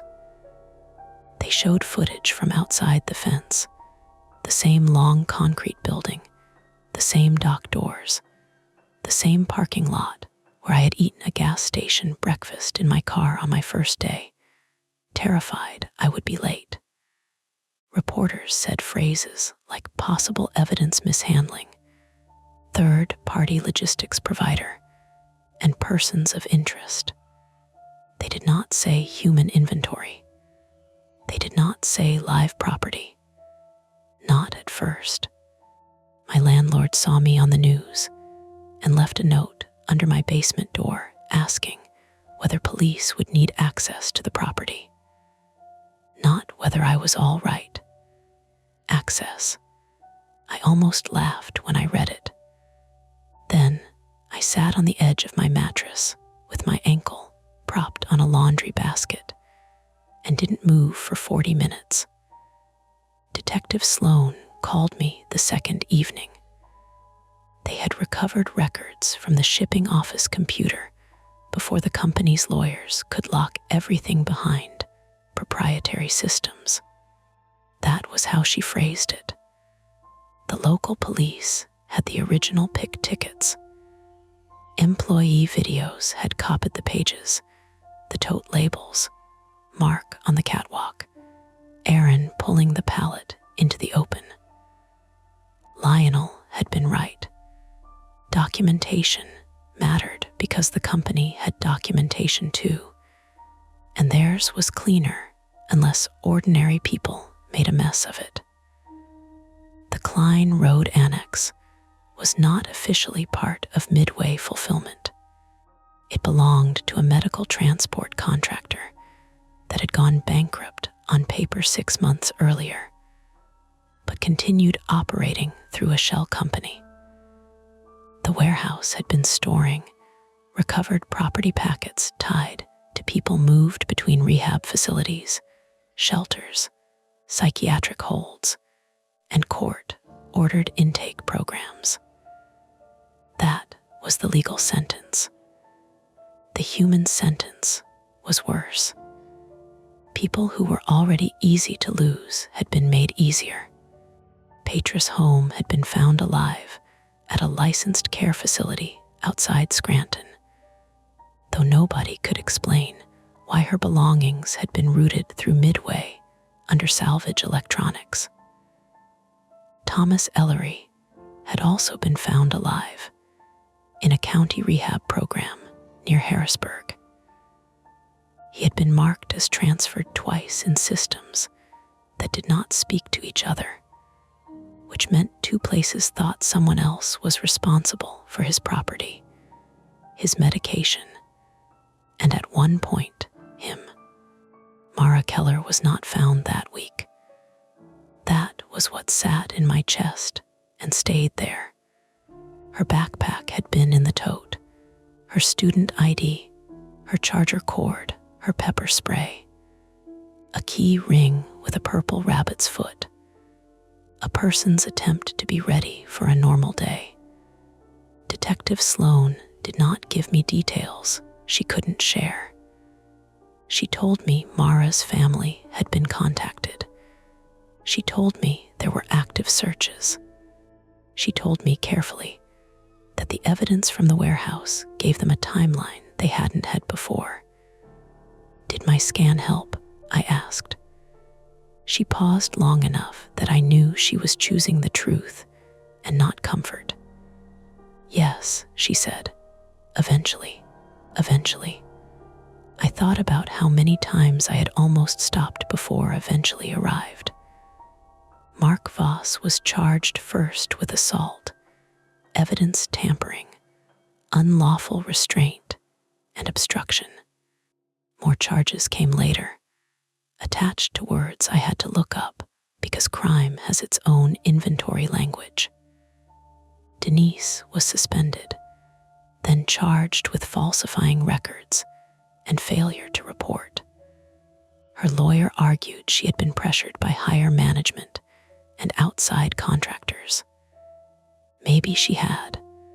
I still remember her face when the trailer released under Mark's initials, the surprise they're too quick and ugly to fake. I hated her. Then I remembered her yelling for gloves before the tote opened. Then I hated that memory for complicating things. Lionel kept his job exactly 11 days after the warehouse reopened under outside supervision. Then he quit. He told me on the phone that every forklift beep sounded like a warning he had missed. I got a cousin in Erie, he said. He runs parts for a garage. Less money, better air. You okay? No, he exhaled. I heard traffic behind him. But I'm moving. That sounded like OK's rougher cousin. Kelsey didn't go back. She became the kind of person lawyers called twice a week, and journalists tried to contact through old Facebook friends. She ignored most of them. We met once at a diner off Route 378 because neither of us wanted to meet near the warehouse or near our homes. She wore her sling under an oversized denim jacket and cut her pancakes into perfect squares without eating much. "I didn't send the last text," she said. I looked up. She kept cutting. Knife, fork, knife, fork. Little soft sounds on the plate. What choice is now? I sent the first messages.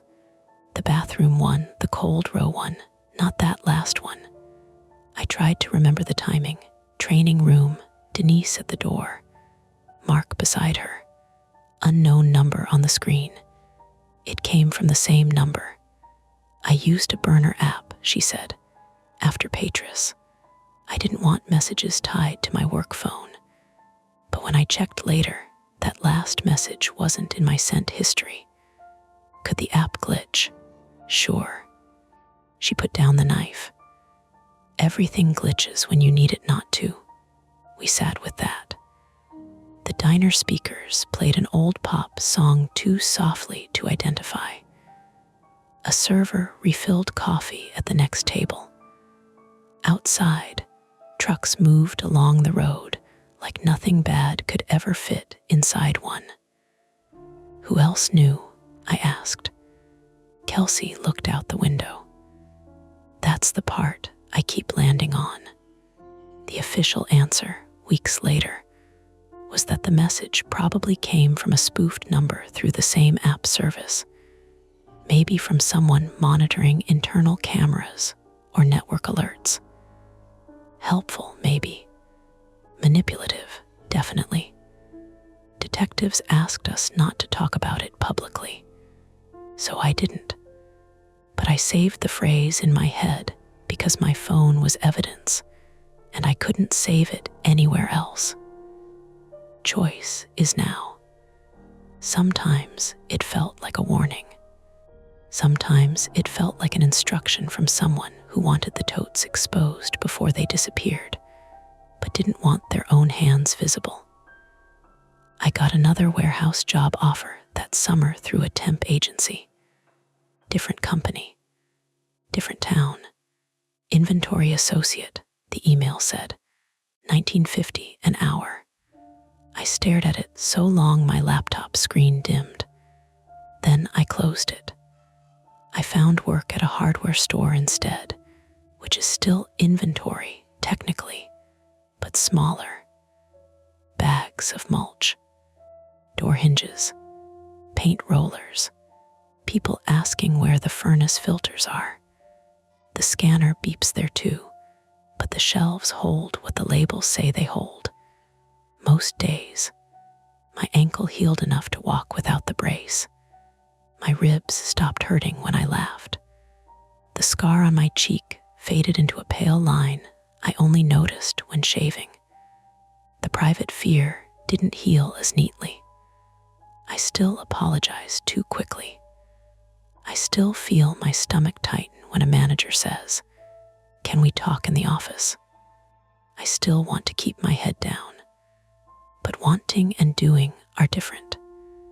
One Friday in October, almost 6 months after Midway, Detective Sloan called again. Patris Holmes' daughter wanted to pass along a message. Thomas Ellery's brother, too.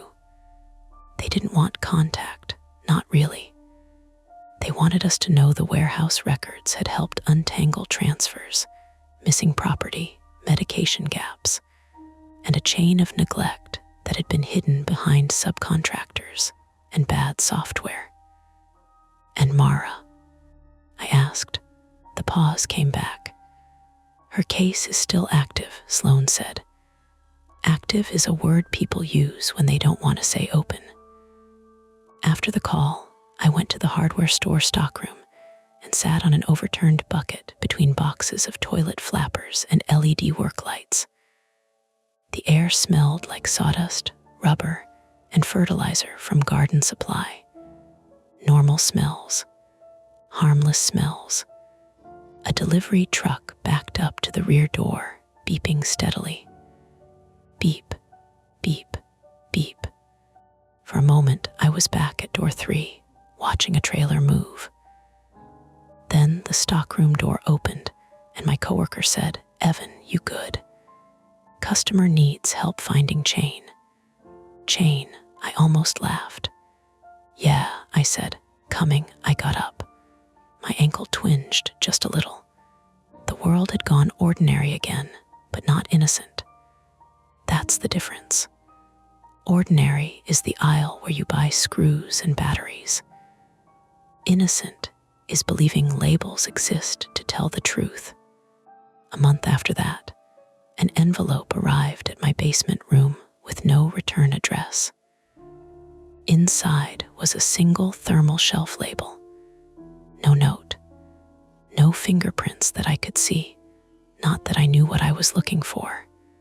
Just the label, curled slightly from heat or age, the adhesive backing still covered. It read, MARAKELLER status. Moved, no quantity. No barcode. I called Detective Sloan. She told me to put it in a paper bag, not plastic, and wait for an officer. I did exactly what she said. Then I sat at my little ground-level window and watched shoes pass on the sidewalk, one pair after another, people moving through the world with places to be and names that belonged only to them. When the officer arrived, he asked if I had any idea who sent it. I told him the truth. No, he asked if I knew what it meant. I looked at the paper bag on my table. The label inside made no sound. It didn't need to. No, I said again. That was also true. Mostly. That's tonight's story. If it gives you chills, make sure to like, subscribe to Mia Horror Stories, and tap the bell so you never miss what's coming next. And if you're still brave enough, there are more dark tales waiting for you right here on the channel. Go watch another, if you dare. You're listening to Mia Horror Stories, and today's story is, my friend sent me his location from a cemetery he was never buried in. The screen will stay completely black, letting your imagination do all the work. No visuals, no noise, just a story that creeps under your skin. Don't skip a second, because every detail builds to the chilling end you won't want to miss. The first thing I noticed was that the dot moved. Not far, maybe 10 feet on the map, a tiny blue pulse sliding from one rectangle of pale green to another. But it was enough to make me stop with my thumb over the cracked glass of my phone.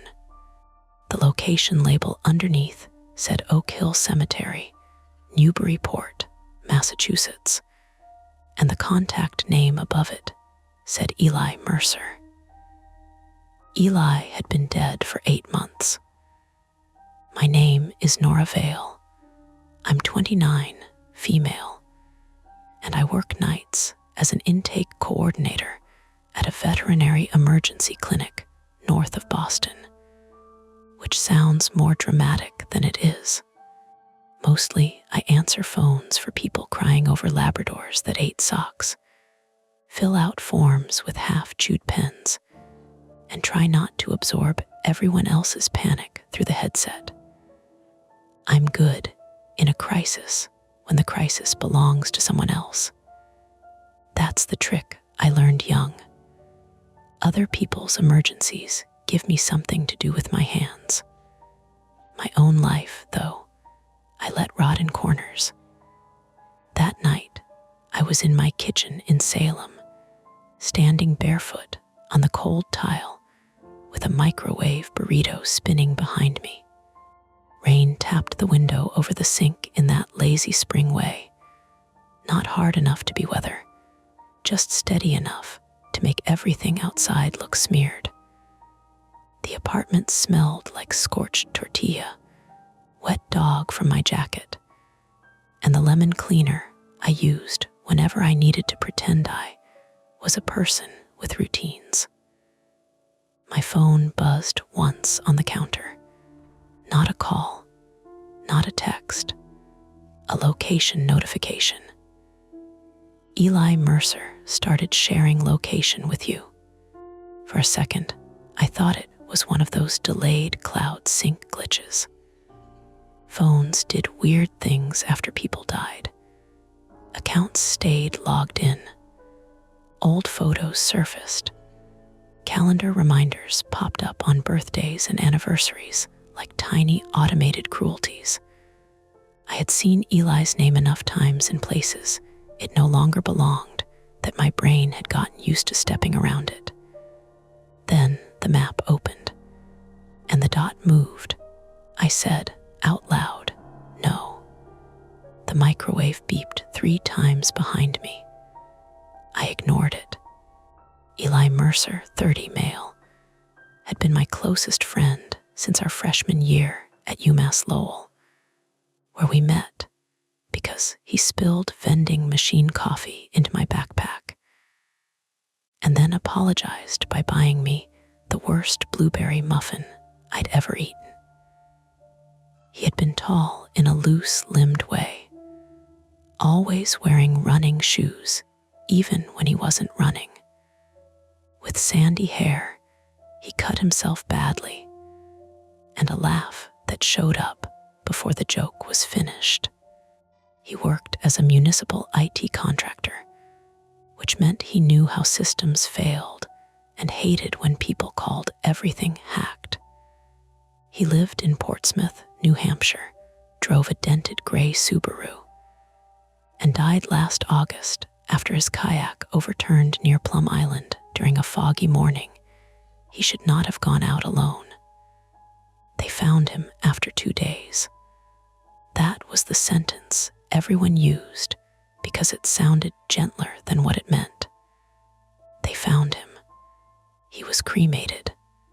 No burial. No cemetery plot. His mother kept some of his ashes in a blue ceramic urn on a shelf in her living room, beside a framed photo of him at 12, holding a striped bass. The rest had been scattered off a charter boat in the Merrimack River, while 7 of us stood in windbreakers and pretended the salt spray was why our faces were wet. So Oak Hill Cemetery made no sense. I tapped the notification again, as if opening it a second time would turn it into something normal. It didn't. The map zoomed in on a grid of cemetery roads, pale paths branching between darker patches of trees. The dot pulsed near the eastern edge, close to a lane labeled Laurel Avenue. Under Eli's name was the gray line, "Live now." I should have closed the app. I should have blamed a stolen phone, a recycled number, some account login Eli had left on a laptop in a pawn shop. I should have eaten my burrito before it turned into rubber. Instead, I screenshotted it. Then I called Mara. Mara Keene, 28 female, was Eli's older sister by 11 months, and the sort of person who spoke in complete sentences, even when drunk, scared, or furious. She managed a bakery in Portsmouth that opened before sunrise, wore her dark hair pinned up with whatever pen she could find, and had handled Eli's death with a frightening level of competence. Funeral home, police calls, insurance forms, thank you notes. It had become useful because falling apart would have made people look at her too closely. She answered on the 4th ring, voice flat with sleep. "Nora, I'm sorry," I said immediately. "I know it's late. It's 10:40, right? I know. I just did Eli's phone ever get recovered?" The line changed, not silence. There was a sound under it, sheets shifting, her breath pulling tight through her nose. "No," she said. "Why?" I looked down at the map again. The dot had stopped moving. "I got a location share from him." Mara didn't respond. "Mara, don't do that," she said. "I'm not doing anything. Don't say it like that. I'm telling you what happened. It came through Find My. It says he's at Oak Hill Cemetery in Newburyport." There was a small clatter on her end, maybe a lamp chain or a glass on a nightstand. "Send it to me." I sent the screenshot. The rain pressed harder against my kitchen window, each drop a soft tick against the glass. The microwave beeped again, irritated. Mara came back, breathing faster. "That's his account. It has his name and photo. Could be somebody using it." "I know. His Apple ID had 2-factor. I know. You don't know, Nora. You always say you know when you're trying to make people stop explaining things." That stung because it was true. I leaned my hip against the counter and watched the little blue dot pulse in place like a slow heartbeat. "Do you still have access to any of his stuff?" I asked. "Laptop, email, anything?" "No. Mom has his old iPad, but it's dead. We couldn't get into it." "What about the phone number?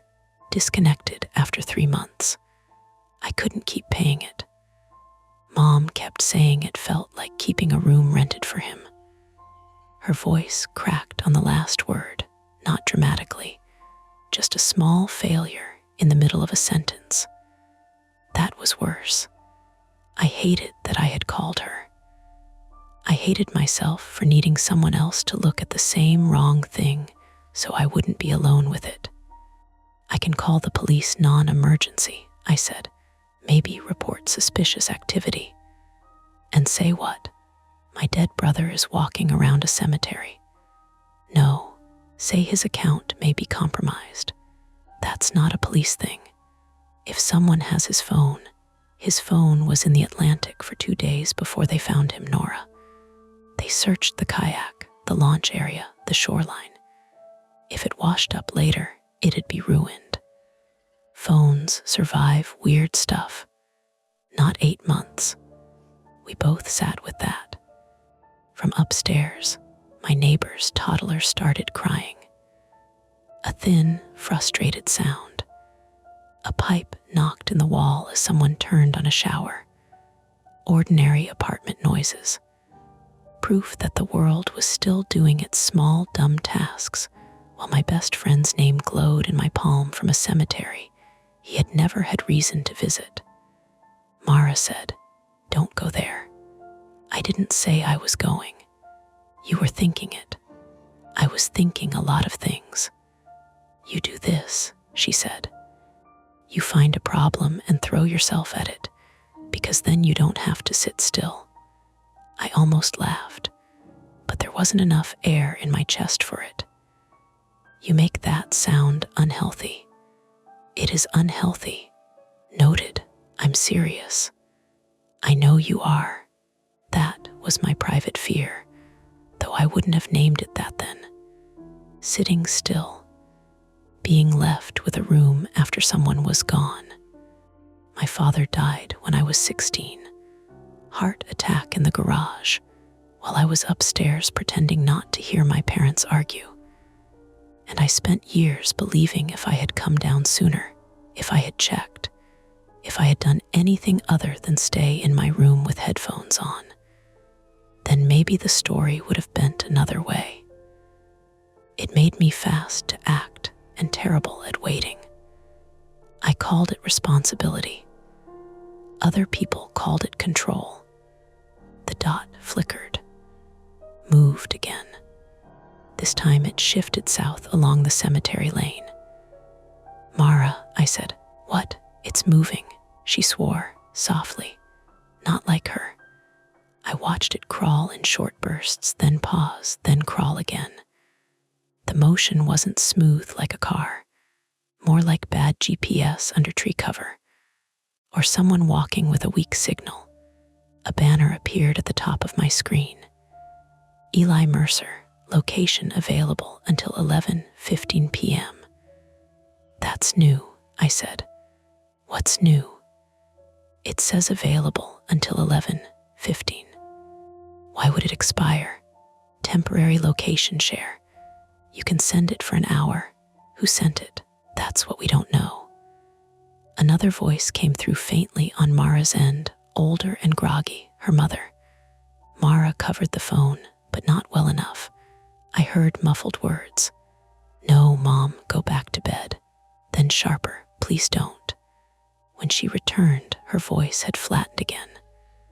I'm coming, she said, to my place, to the cemetery. No, Mara, wait.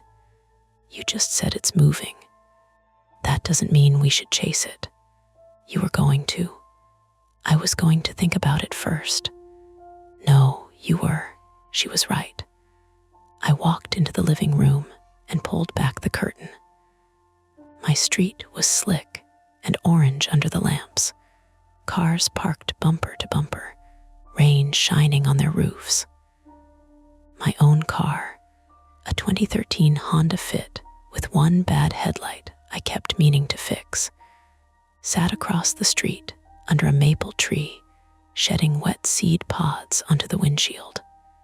I could be in Newburyport in 35 minutes if the roads were clear. Less if I drove like I used to when Eli dared me to beat the GPS. The thought came with such a specific memory that it hurt.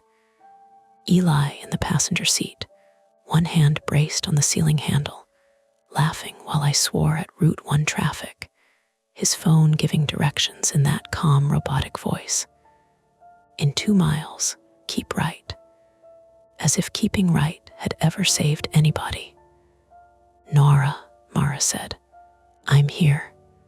Tell me you won't go alone. I won't go alone. That promise came out too quickly. She heard it. I'm calling Theo.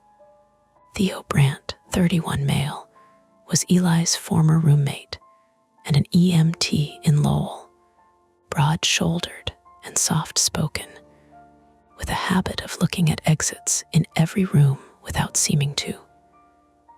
He had been the one who organized the search party after Eli didn't come back, and after the body was found, he stopped showing up to anything near water.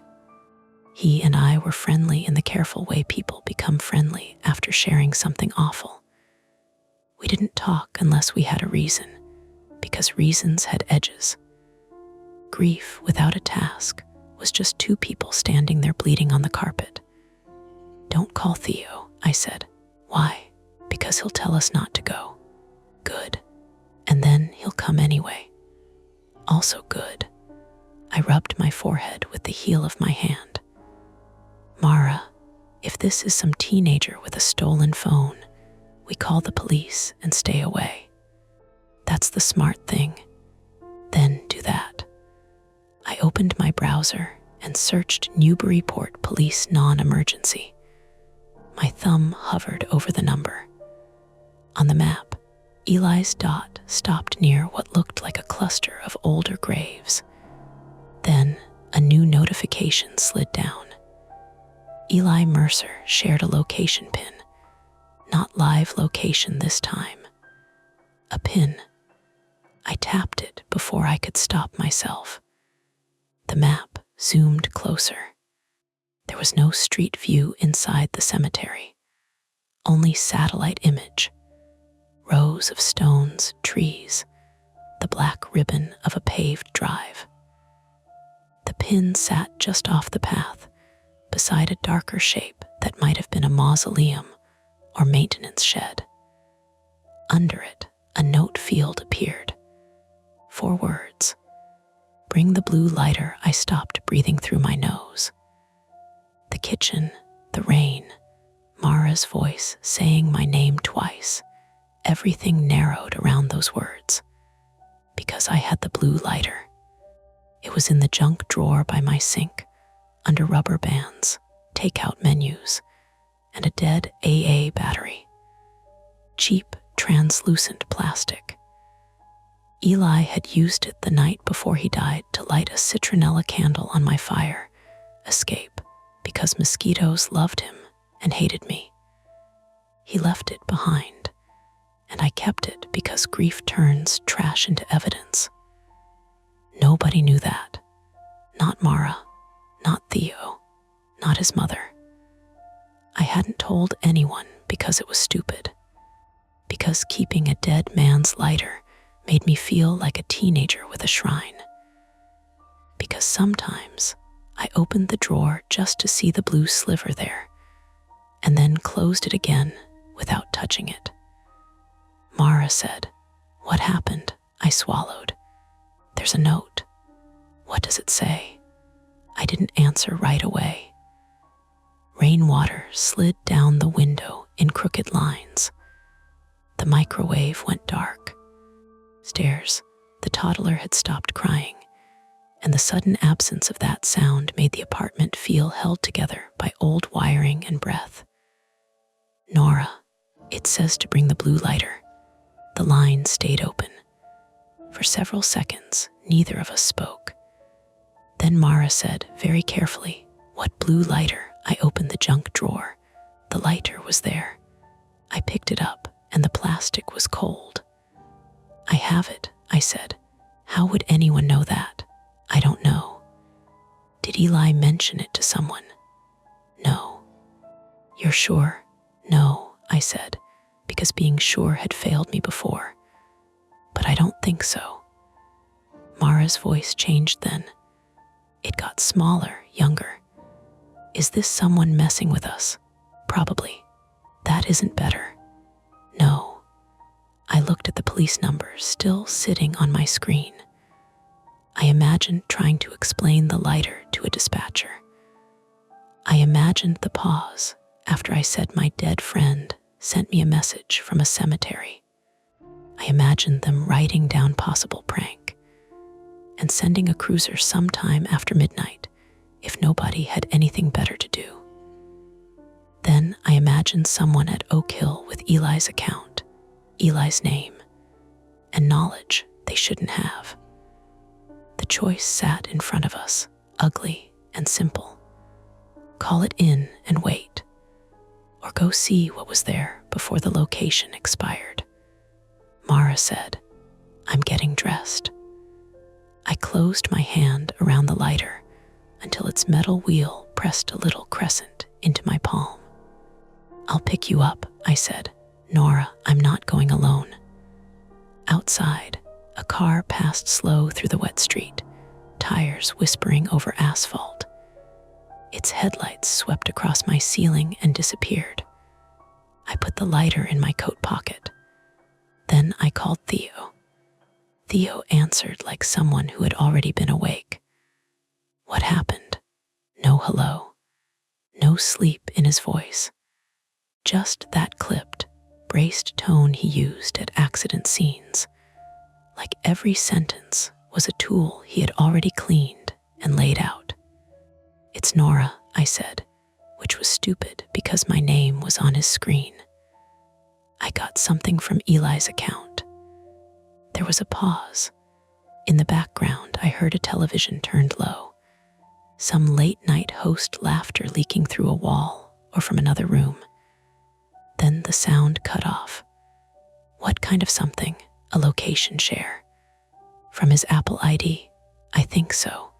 You think so or you know so. The contact photo, the name, the Find My interface. It looks real. Theo Brandt, 31 male, lived in Lowell, and worked 12-hour shifts as an EMT, which meant he had the resting posture of someone who expected chairs to fail him. He was careful with words and bad at pretending not to care. He had been Eli's roommate for 3 years before Eli moved up to Portsmouth, and he was the last person who saw Eli alive besides the guy at the kayak rental kiosk. Since then, Theo had treated grief like a workplace injury. Wrap it tight, keep moving, don't test the joint. Send me screenshots, he said. I already sent one to Mara. I'll send them to you too. I did. My hands felt clumsy. The lighter sat in my coat pocket against my thigh, a small hard shape that kept making itself known whenever I shifted my weight. Theo stayed quiet long enough that I checked to make sure the call hadn't dropped. Then he said, "No, that's not a plan. That's my professional recommendation." Professional as what? EMT, former roommate, guy who hates cemeteries, guy who has seen people walk into bad situations because a phone made it feel official. I'm calling Newburyport police, I said. Good. And we're driving there. Not good. Mara is going either way.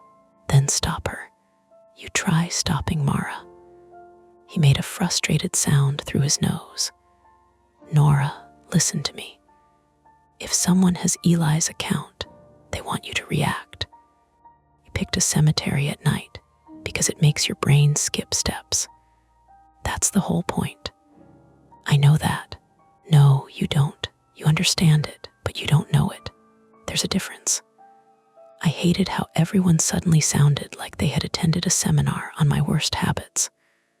On the stove, my keys sat beside a stack of unpaid electric bills and a little dish full of coins. I grabbed them.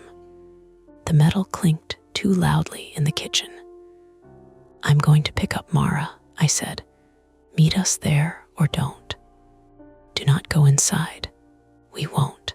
Nora, we won't go inside until police are there. That was the compromise I offered because it sounded reasonable enough to hide all the ways I could still break it. Theo exhaled. I'm leaving now. From Lowell? Yeah, you're farther than we are. Then wait for me. The location banner had 13 minutes left. I said, we'll update you from the road. Nora, wait for me. I hung up before he could make me feel more sensible.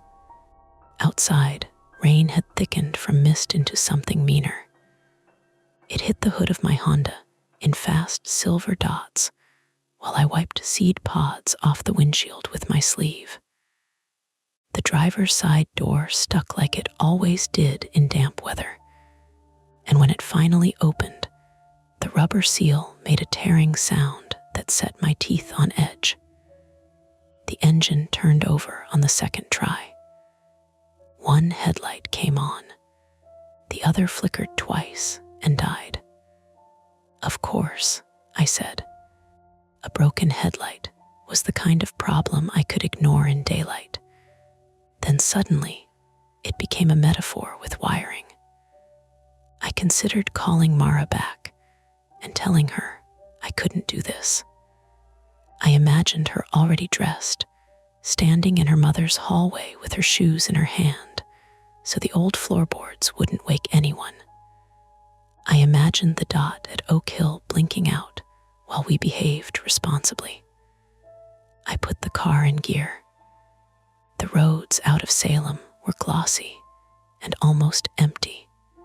Storefronts slid past dark and shuttered.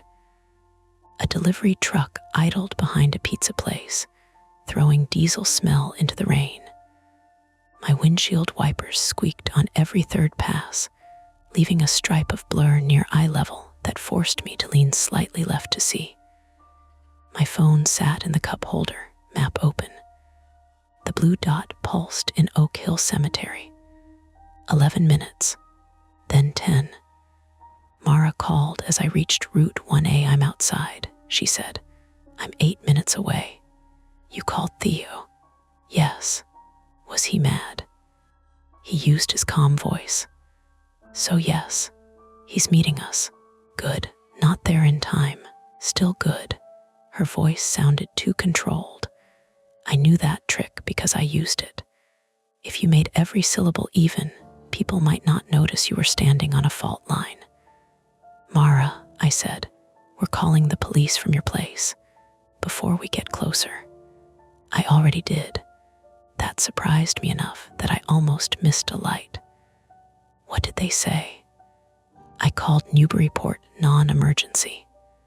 I told them my deceased brother's account appeared to be active inside Oak Hill, and we were worried someone might have his missing property or be trespassing. That's actually very good. I'm not incompetent. I didn't say you were. They said they'd send an officer if one was available. There's some accident on Story Avenue, so it might not be immediate. A procedural failure then, not negligence, just timing. A wet road crash somewhere else had eaten the nearest help, and our weird little problem had to stand in line behind bent metal and maybe blood. Did you mention the note? No, why not? Because Mom was listening from the stairs. The wipers dragged across the glass. Is she okay? No. Did you tell her not to come? She's 72 with vertigo and a fear of highways. She's not coming. The way Mara said it was sharp enough to cut both of us. Her mother had already lost one child to water and fog and delayed rescue. Now her daughter was sneaking out into rain because a dead son's account had sent a pin from a graveyard. There wasn't a version of this that didn't feel cruel. I reached Mara Street in Portsmouth just after 11. She stood under the narrow porch light of her mother's duplex, hood up, arms folded tight. She carried a canvas tote bag, the kind from grocery stores, bulging with things shoved in quickly. Behind her, through the front window, a lamp glowed in the living room. A figure stood partly back from the curtain. Mara climbed in before I fully stopped. She smelled like shampoo, cold air, and the flower that never seemed to leave her clothes. Drive, she said. Seat belt, Nora, seat belt. She stared at me, then yanked it across her chest hard enough that the buckle snapped in like punctuation. Mara's tote landed between her boots. Inside, I saw a flashlight, a folded rain jacket, a small first aid kit, and a metal thermos. What's in the thermos? I asked. Coffee. That's practical. I panicked efficiently. That almost made me smile. Almost. She looked at my dashboard. Your headlight's out. I know. That's illegal. So is using a dead man's Apple ID to send cemetery invitations. Not the same statute. We got on I-95 South with the location still live. 7 minutes left. Mara held my phone because I needed both hands in the rain. She kept refreshing the app even though live location updated on its own. A nervous little ritual. Thumb down, pause, release, thumb down, pause, release. Each time the map snapped back to Eli's name. He's still near that structure, she said. Don't say he, the dot. Say the dot. Fine. The dot is still near that structure. A semi passed on our left, spraying dirty water across the windshield so completely that for 2 seconds there was no road, no lane markings, no world beyond the glass. I eased off the gas. My bad headlight threw a weak cone into the wet dark, and the reflectors along the highway shivered past like little animal eyes. Mara whispered, I hate this. I know. No, I hate that part of me wants it to be him. I didn't answer. Not really, she said quickly. I know it's not. I know. But there's this stupid animal part that hears his name and gets up. That's not stupid. It is, though. No, it's just grief being bad at evidence. She looked at me then. In the dashboard light, her face had gone pale and shiny around the eyes, but her mouth stayed firm. What about you? She asked. What about me? You have that look. What look? The look from the hospital. after Dad's mini stroke, when you organized everyone's rides and called his pharmacy and forgot to eat for 19 hours. That was helpful. It was hiding. I tightened my grip on the wheel. The location timer dropped to 4 minutes. My flaw was beginning to feel less like a private character trait and more like a piece of bad equipment we were all depending on. I could make lists, make calls, drive fast, take screenshots. But beneath all that was the old, ugly belief that if I got there soon enough, if I arrived before the wrong thing became permanent, I could undo being the person who stayed upstairs with headphones on while her father died in the garage. Eli had known that about me, though not the full shape of it.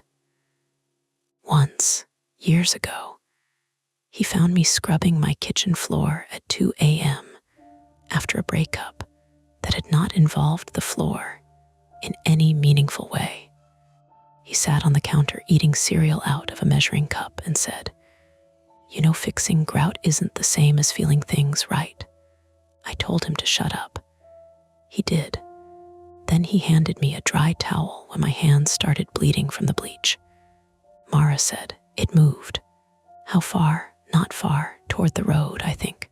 Toward the entrance. Maybe. The map's not precise. Screenshot. I am. Her fingers trembled while she did it. Then the timer hit 1 minute. We were still 10 miles out. "Come on," I muttered. The dot blinked once. Twice. The blue pulse vanished. The contact card remained, but the live location was gone. Mara lowered the phone slightly. "It ended," she said. "Open the pin," she tapped. The static pin was still there, marked near the darker structure off Laurel Avenue. The note remained. "Bring the blue lighter, no new movement, no live feed, just a place and a demand." Mara stared at it. We missed it. We didn't miss anything. We have the pin. What if the person leaves? Then police can still check the cemetery. What if they left something? Then police can find it. What if they take it because we waited? Mara, what if this was our only chance to know? There it was, the hook under the ribs, not the fear of danger. The fear of being late, shared, but shaped differently in each of us. For Mara, it was the 2 days of searching for her brother, while officials spoke in careful probabilities. For me, it was a garage door, a thud I convinced myself was nothing, and the fact that I could still remember the exact song playing in my headphones. My phone buzzed. Unknown number. Mara and I both stared at it.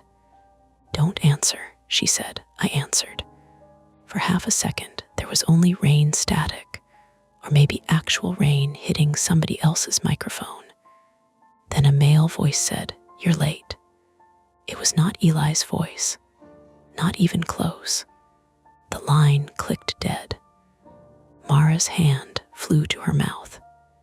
I nearly drifted into the rumble strip before correcting the wheel. The tires growled against the edge of the lane. A horn blared behind us as a pickup swerved around, the driver leaning on it long after he passed. "Jesus," Mara said. "Nora, I'm okay." "You're not." "I'm okay." "Pull over." "No, pull over. We're 4 exits away." "Nora, pull over before you kill us." That got through. I eased onto the shoulder under an overpass where rainwater poured from the concrete in a dirty sheet. The car shook each time traffic passed. My hazard lights ticked loud inside the cabin, orange flashes bouncing off Mara's wet cheeks, the windshield, my hands locked around the wheel. She took my phone and checked the call log. "No caller ID," she said. "Can you block?" "That's not the point." "I know. No, the point is they can see us." Maybe not. They know timing. They knew when the location expired. They said we're late. Could mean late to the cemetery. Could mean late because they're behind us. I looked into the rearview mirror. The highway behind us was a smear of headlights, rain, and reflections. Every car looked possible. Every car looked ordinary. Mara opened her tote and pulled out the flashlight, gripping it like a weapon. "That won't help in here," I said. "I know." But she didn't put it away. Theo called before either of us could decide what to do next. I put him on speaker. "Where are you?" he asked. "Shoulder of I-95, I said, "near Newburyport." "Why are you stopped?" "We got a call." "What call?" Mara leaned toward the phone. A man said, "You're late," then hung up. Theo went quiet in a way that felt active, like he was moving information around in his head. "Did you call police back?" he asked. "Not yet. Do it now." "I will." "No, now, Nora." I said, "I will." "Put me on with Mara. You call Newburyport on another phone." "My phone is the only." "I have mine," Mara said. She had already opened her contacts. Her hands were steadier now, which scared me more than the shaking. The dispatcher who answered sounded young and tired. Mara explained again, faster this time, while Theo stayed on my phone, asking me for mile markers, exits, car descriptions, anything unusual. I told him about the pickup that honked, the semi, a dark sedan that had been behind us for a while, maybe. Or maybe I noticed it only because I was scared. "This is why you wait," Theo said, but softly. "I know. Do you?" Stared through the windshield at the rainwater running down from the overpass. The sound was constant and hollow, like buckets being emptied somewhere above us. Mara ended her call. "They said there's still no unit free," she said. "The accident involved injuries. They said if we feel unsafe, we should go to the station, not the cemetery." "That's what we're doing," Theo said through my phone. "Go to the station." Mara looked at me. I looked back at her. The rational path was obvious. Drive to the police station. Hand over screenshots. Let uniformed people with radios and body cameras handle the cemetery. Then Mara's phone buzzed. Not mine, hers. She looked down, and something in her face went loose. I knew before she turned the screen. A text from Eli's contact. No greeting, no punctuation. "If police come, she goes in the ground 2 under it." Another message arrived. "Laurel Ave, gate 1122, Mara," made a sound I had never heard from her. Small, embarrassed, almost like she had been slapped in public and didn't want anyone to notice. "She," I said. "Who's she?" Mara didn't answer. "Mara." Her thumb hovered over the screen, and for a second I thought she was going to delete the message, as if removing it from sight could make the choice smaller. Then she whispered, "Mom isn't home." "What?" "I have her location too. Family sharing. She's not home." The hazard lights clicked. Tick, tick, tick. I looked at the map on Mara's phone. Her mother's dot was not at the Portsmouth duplex. It was moving south, toward Newburyport. Mara's mouth tightened until her lips lost color. "She must have followed us," she said. "She heard enough and followed us. With vertigo, she doesn't think when it's Eli. None of us did. That was the problem." Theo said, "Send me her location." Now, Mara did. I pulled off the shoulder too fast, tires spitting gravel. "Nora," Theo snapped. "We can't go to the station." "Yes, you can. You call state police and tell them a 72-year-old woman may be driving toward the person threatening to put her in the ground. with no units free. Do not go to that gate.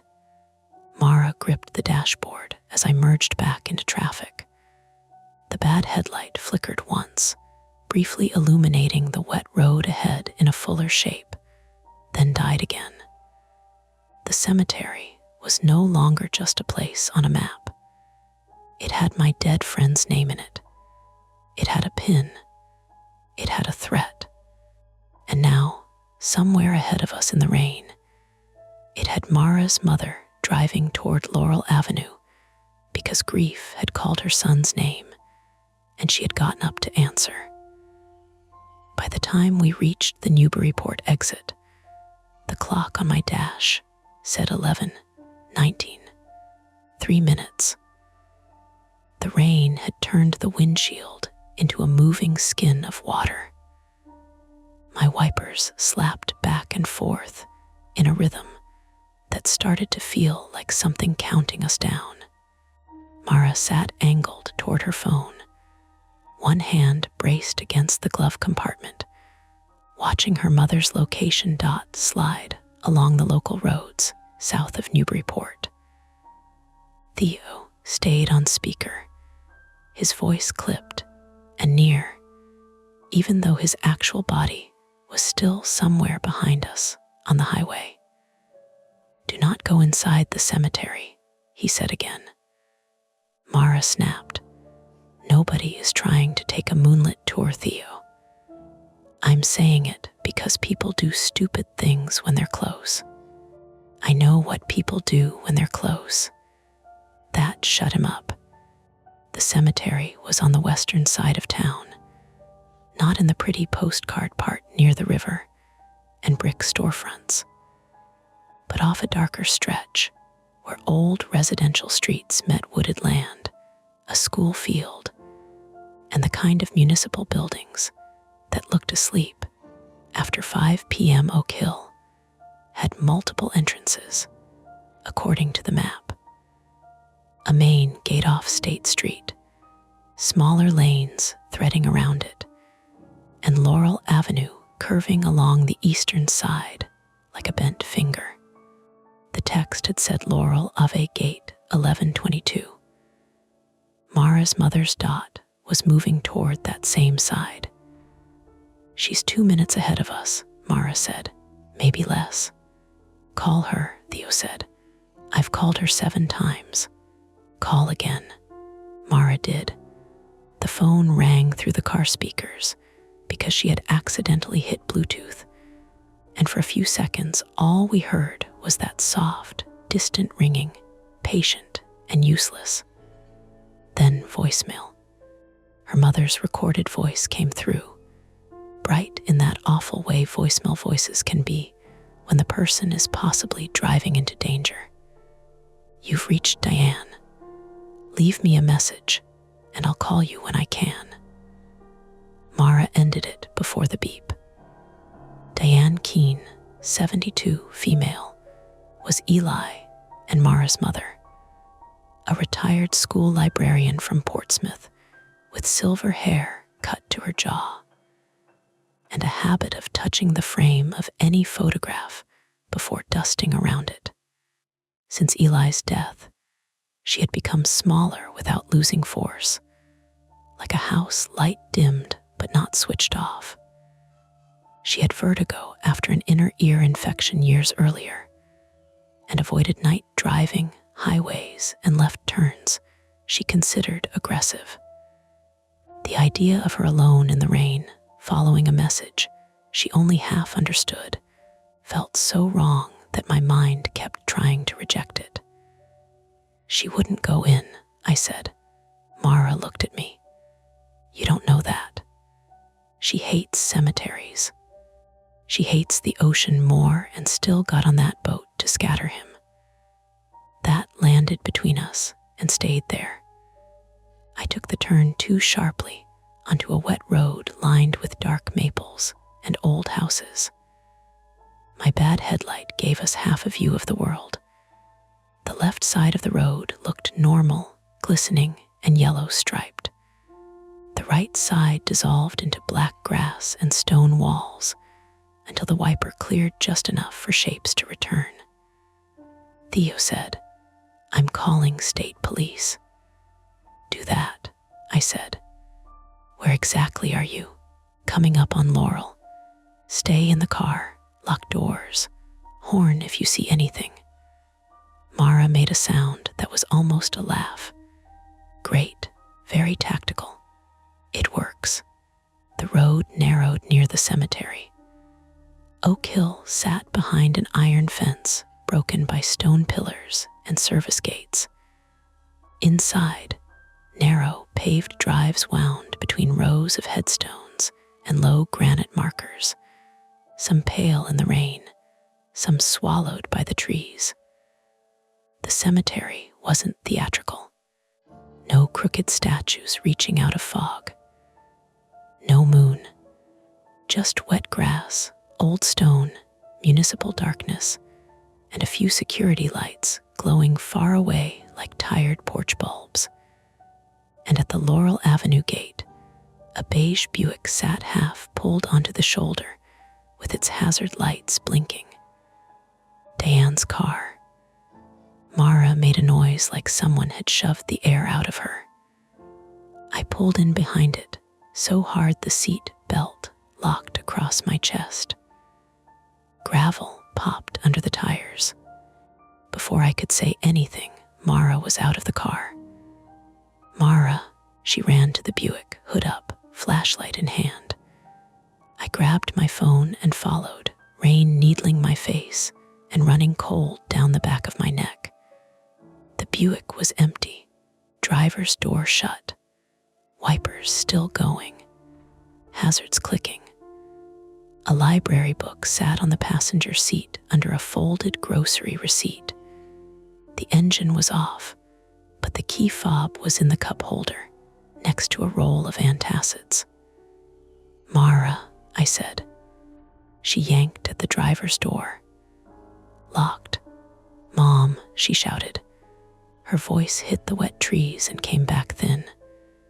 Theo shouted through my phone, "What's happening?" "Her car is here," I said. "She's not. Do not enter." Mara was already at the iron gate. It was chained shut, but the chain hung loose, looped through the bars and secured with a padlock that hadn't caught the final link properly. Someone had made it look locked from a distance. Up close, you could lift the chain and slip through.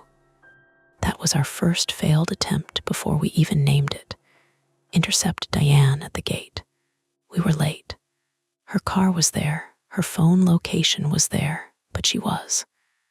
Mara pushed the chain aside. I grabbed her sleeve. "Wait, she's inside. Or someone put her phone here. Then we need to know that too. Police said my mother is in there." The blue lighter pressed against my thigh. I hated it. I hated that I could feel it more clearly than the rain. I looked at the cemetery. Laurel Avenue ran parallel to the fence, and just inside the gate, a narrow cemetery drive curved left, disappearing behind a line of spruce trees. Farther in, past the first section of graves, I could see a darker rectangular structure near the place where Eli's pin had been. A mausoleum, maybe, or an old utility building, not far, maybe 100 yards. That was the lie distance tells at night. "Stay on the path," I said. Theo heard me. "Nora, no.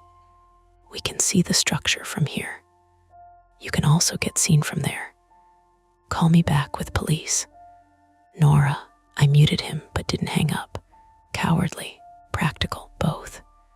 We slipped through the gate. The cemetery smelled like wet leaves, soaked stone and mud. Under my shoes, the pavement was slick with pine needles.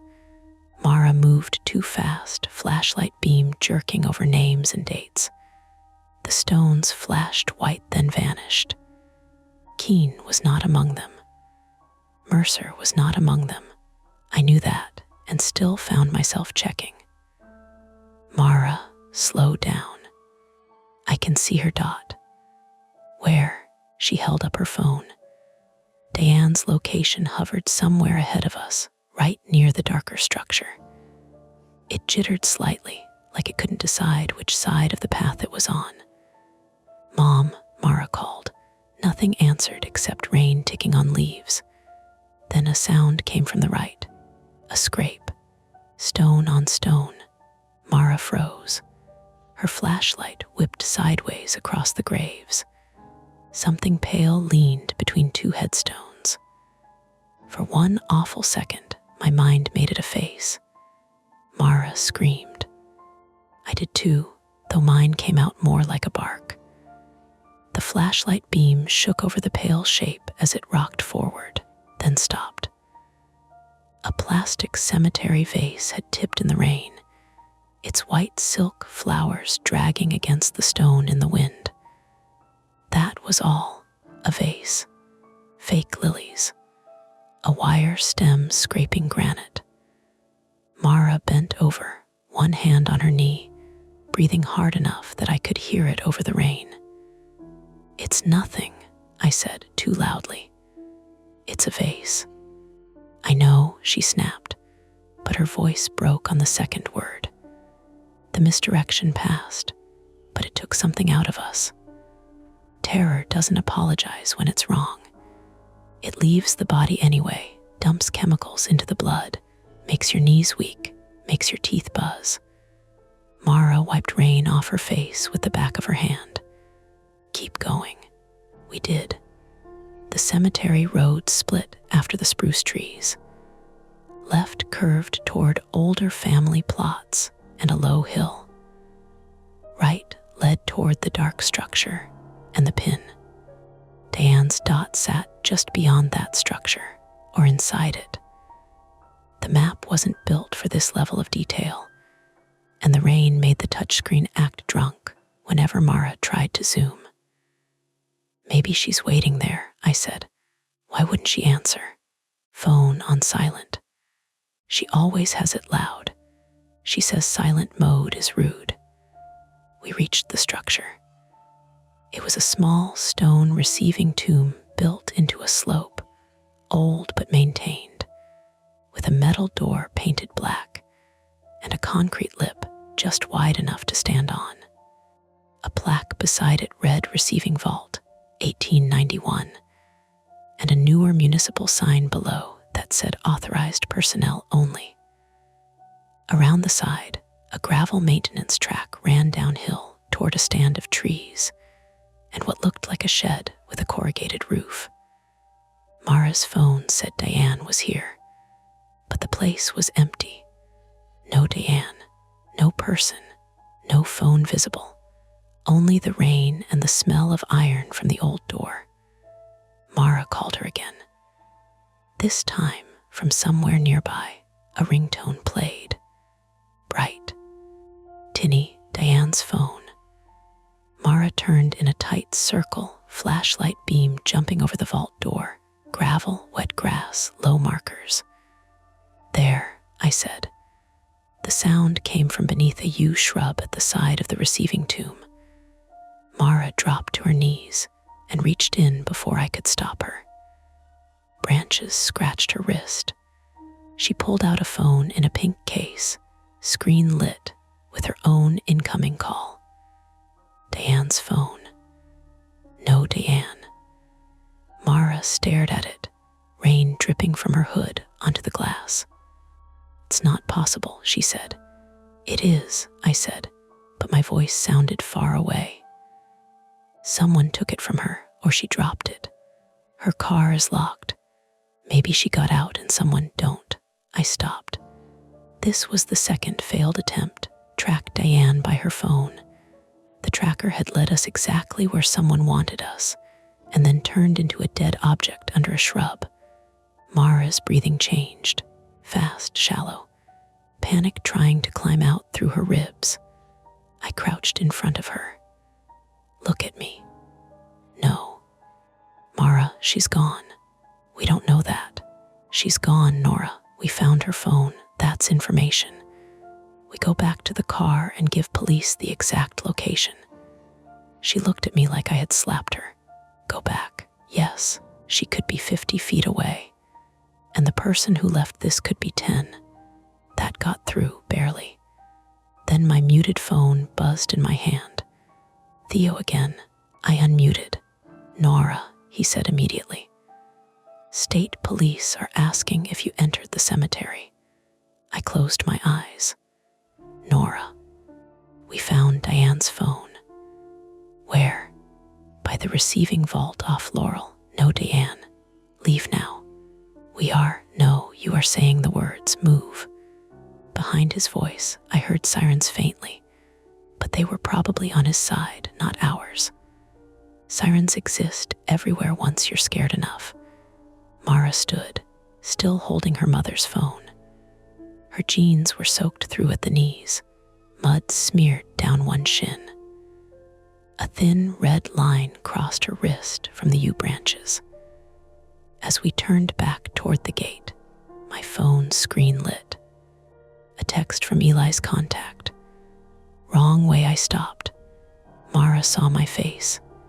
What? I showed her. Her mouth opened, then closed. A second text arrived. Lighter first, then, from somewhere deeper in the cemetery, a flashlight blinked once. Not ours. It came from beyond the receiving vault, down the gravel maintenance track near the shed and the trees. One flash, then darkness. Mara took a step toward it. I grabbed her arm. No, that could be Mom. It could be whoever has her. Exactly. No, exactly. We go back. My phone buzzed again. This time, an image. For a moment, the rain on the screen blurred it, and I couldn't understand what I was seeing. Then the picture sharpened. Diane Keene's hand. I knew it was hers because of the silver ring she wore on her thumb, a thick old band with a turquoise stone. Her hand was pressed against rough wood. There was dirt under her fingernails and a dark smear on her knuckle. In the lower corner of the frame, barely visible, was a strip of blue plastic. My lighter. No, not mine. A lighter like mine, or mine photographed earlier somehow. Under the image came a message. No radios, no sirens. Theo was still on speaker. He went quiet. Mara whispered, "They have her." I couldn't tell her that we didn't know. I couldn't tell her it might be staged. Because even if it was staged, it meant someone had her mother's ring, her hand, or a very good way of hurting us with nearly nothing. Back to the car, Theo said, voice low. Now, you do not negotiate inside a cemetery. Get to the road. A sound came from behind us. Metal dragging. Not the vase this time. Not wind. A long, deliberate scrape from the direction of the gate. We turned. A figure stood near the path we had used. For a second, it was just a person-shaped absence between the headstones. Then lightning, not dramatic, not a storm flash, just headlights from a passing car cutting through the fence, lit enough detail to show a dark raincoat, hood up, hands low. Mara raised her flashlight. The beam hit the figure's chest, then face. No face. A reflective motorcycle visor. The figure stepped backward behind a monument and vanished from the beam. Hey, I shouted, which was idiotic. The kind of thing people shout because real life doesn't come with better dialogue fast enough. The response was another scrape. Then a clang. The gate. Mara and I ran, not toward the figure, toward the entrance, toward the only clean way out. The pavement was slick. My flats had no traction, and twice I nearly went down. Mara was faster, but grief made her reckless. She cut across the grass between rows of stones, slipped on mud, caught herself on a marker, and kept going. I heard Theo shouting through my phone, but the words broke apart against rain and breath. When we reached the Laurel Avenue gate, the chain was no longer loose. It was wrapped properly now, padlocked from the outside. My car sat 15 feet beyond it, hazards still flashing orange in the wet dark. Diane's Buick blinked behind it, close enough to touch if the iron bars weren't there. The street beyond was empty. Mara grabbed the gate and shook it. Metal rattled hard enough to hurt my ears. "No," she said. "No, no, no." I shoved my hand through the bars, fingers straining for the padlock, but it hung just out of reach on the opposite side. Whoever had fixed it had done it quickly and known exactly how far an arm could reach. Theo's voice came through my phone. "Nora, talk to me." "We're locked in," I said. "What?" "The Laurel gate's locked from the outside. Can you climb?" I looked at the iron spikes along the top. Wet, 8 feet high, old but solid. On a dry day with better shoes and no panic, maybe. Tonight, with Mara shaking beside me and my palms already slick, it looked like a good way to tear open a thigh. Mara's phone buzzed in her hand. Eli's contact again. Service wrote a second message. "Bring the lighter, or she stops breathing." Then we heard it. Faint, from somewhere behind us in the cemetery. A woman coughing. Not a scream, not a movie sound. A wet, choking cough that lasted 3 seconds, stopped, then came again weaker. Mara turned away from the locked gate. "Mara," I said, "that's her. We don't know that." But I did, or I believed it enough that the difference didn't matter. The cough came again from beyond the receiving vault, down near the maintenance shed and the trees. Our cars were outside the fence. The police were delayed. The gate was locked. Diane's phone was in Mara's pocket, useless as a tracker now. Theo was still miles away, and the person texting us had just turned the cemetery from a place we shouldn't enter into a place we couldn't leave without moving deeper through it. Mara looked at me, face streaked with rain and mud. "Give me the lighter," she said. I put my hand in my coat pocket. The blue plastic was still there, cold and real. Behind us, the locked gate rattled once in the wind. Head down the service road, the woman coughed again. We left the gate and went toward her. The service road dropped behind the receiving vault in a slow curve, gravel giving way to mud, where rainwater had carved little channels through it. Mara went first, flashlight in her left hand, her mother's phone clutched in her right like it could still lead us anywhere useful. I followed close enough to grab her coat if she slipped. My phone stayed in my palm, Theo still on the call, his voice low and constant. "Nora, describe where you are." "Behind the receiving vault," I whispered. Gravel track downhill, trees on both sides, shed ahead maybe 30 yards. "Any lights?" "No." "Any vehicles?" "I can't see." "Keep the line open." The cemetery changed back there. Up by the graves, even in the rain, there was order, rows, paths, names, dates. Down behind the vault, everything looked like the part of a town nobody put in brochures. The ground smelled sour with wet leaves. Rusted maintenance equipment lay under tarps beside the track. A split pile of old branches leaned against a chain link pen. Beyond that sat the shed, low and rectangular corrugated roof hissing under the rain. The cough came again, closer now. Mara broke into a run. Mara, stop. She didn't. I lunged and caught her sleeve hard enough to twist the fabric. She spun on me, wild-eyed. That's my mother. And this is exactly where they want us. They already have her. We slow down or we miss something. The words sounded like Theo, not me. Maybe that was why she listened. We moved forward together. The shed had one regular door and a wide sliding service door padlocked with a thick chain.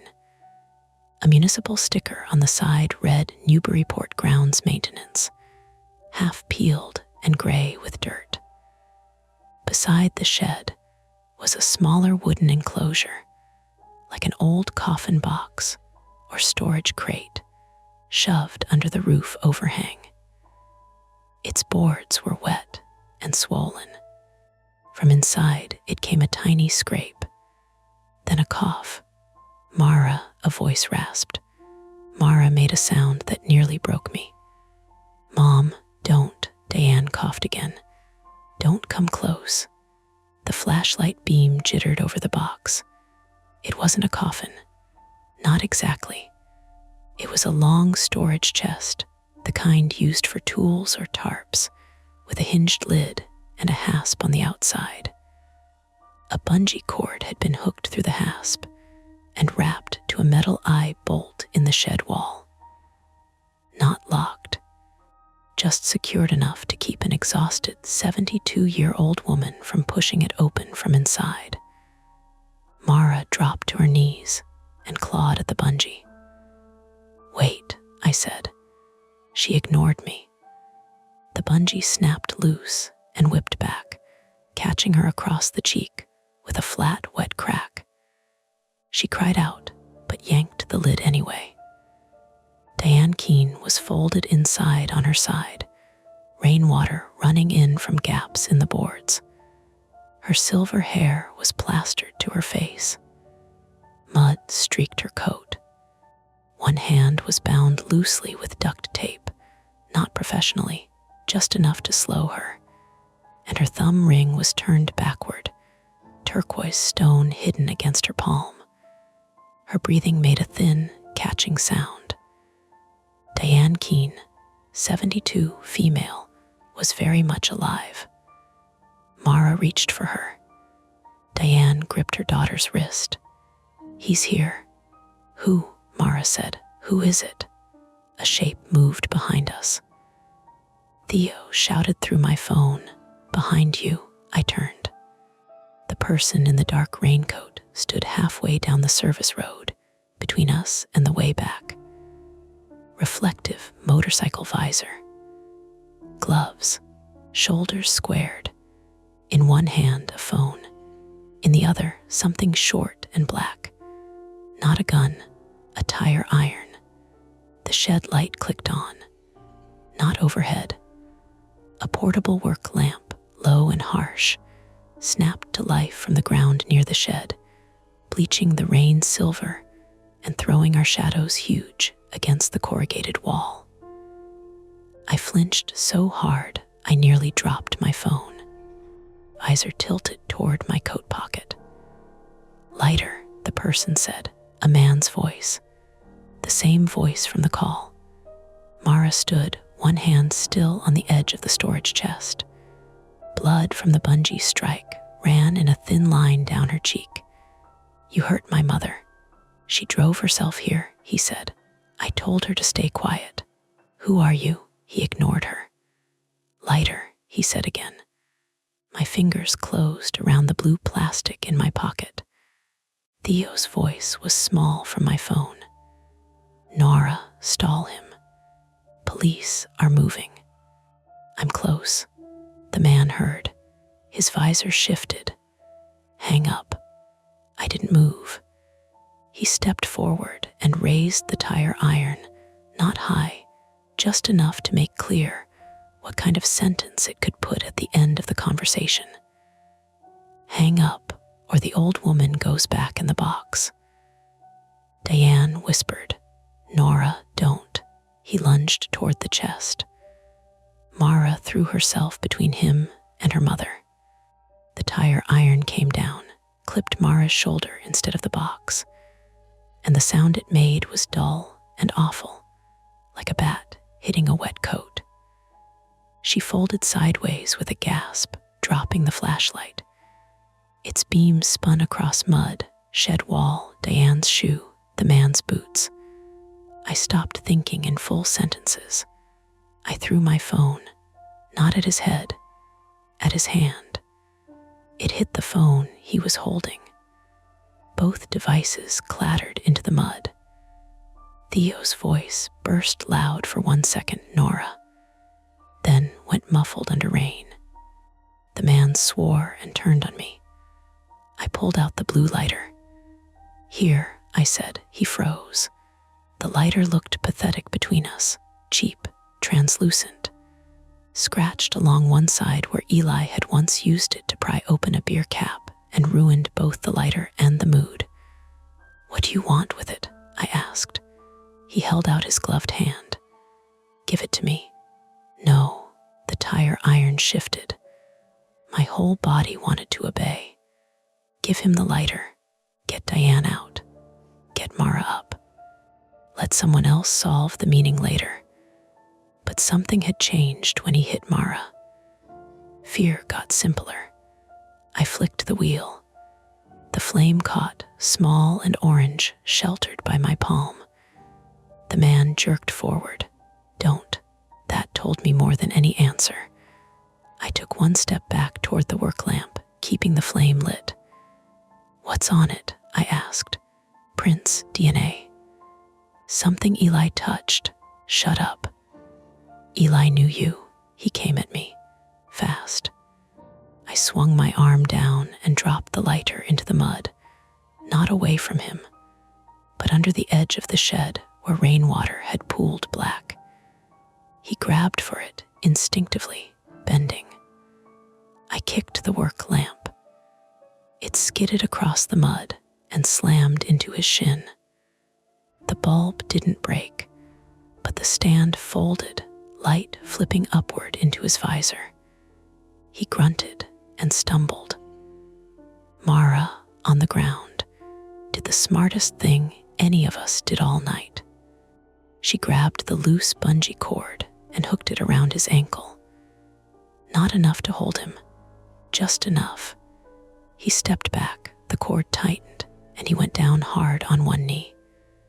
Diane screamed, a hoarse tearing sound. I moved toward Mara. The man swung the tire iron low. It caught my left calf. Pain bloomed white and immediate. My leg buckled. I hit the mud shoulder first. Breath punched out of me. For a second, there was no cemetery, no shed, no Eli. Just the stupid fact of my own body refusing an instruction. Get up, get up. I couldn't. The man crawled toward the lighter, ripping the bungee free from his boot. His visor had mud across it now. He moved like someone furious at objects. Mara tried to stand and nearly fell. Her right arm hung wrong from the shoulder, not broken maybe, but useless with pain. She grabbed the flashlight with her left hand and smashed it across the back of his wrist. The plastic cracked. The beam died.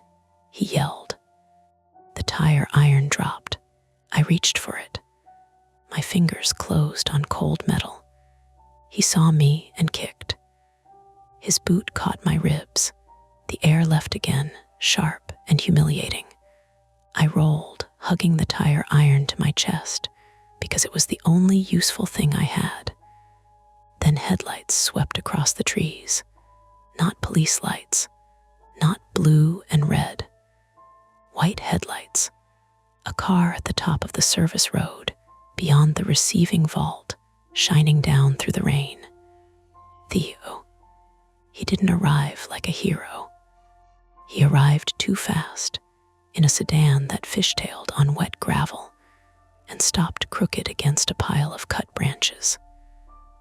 The driver's door flew open and Theo Brandt came out in a navy rain jacket, medical bag in one hand, phone in the other.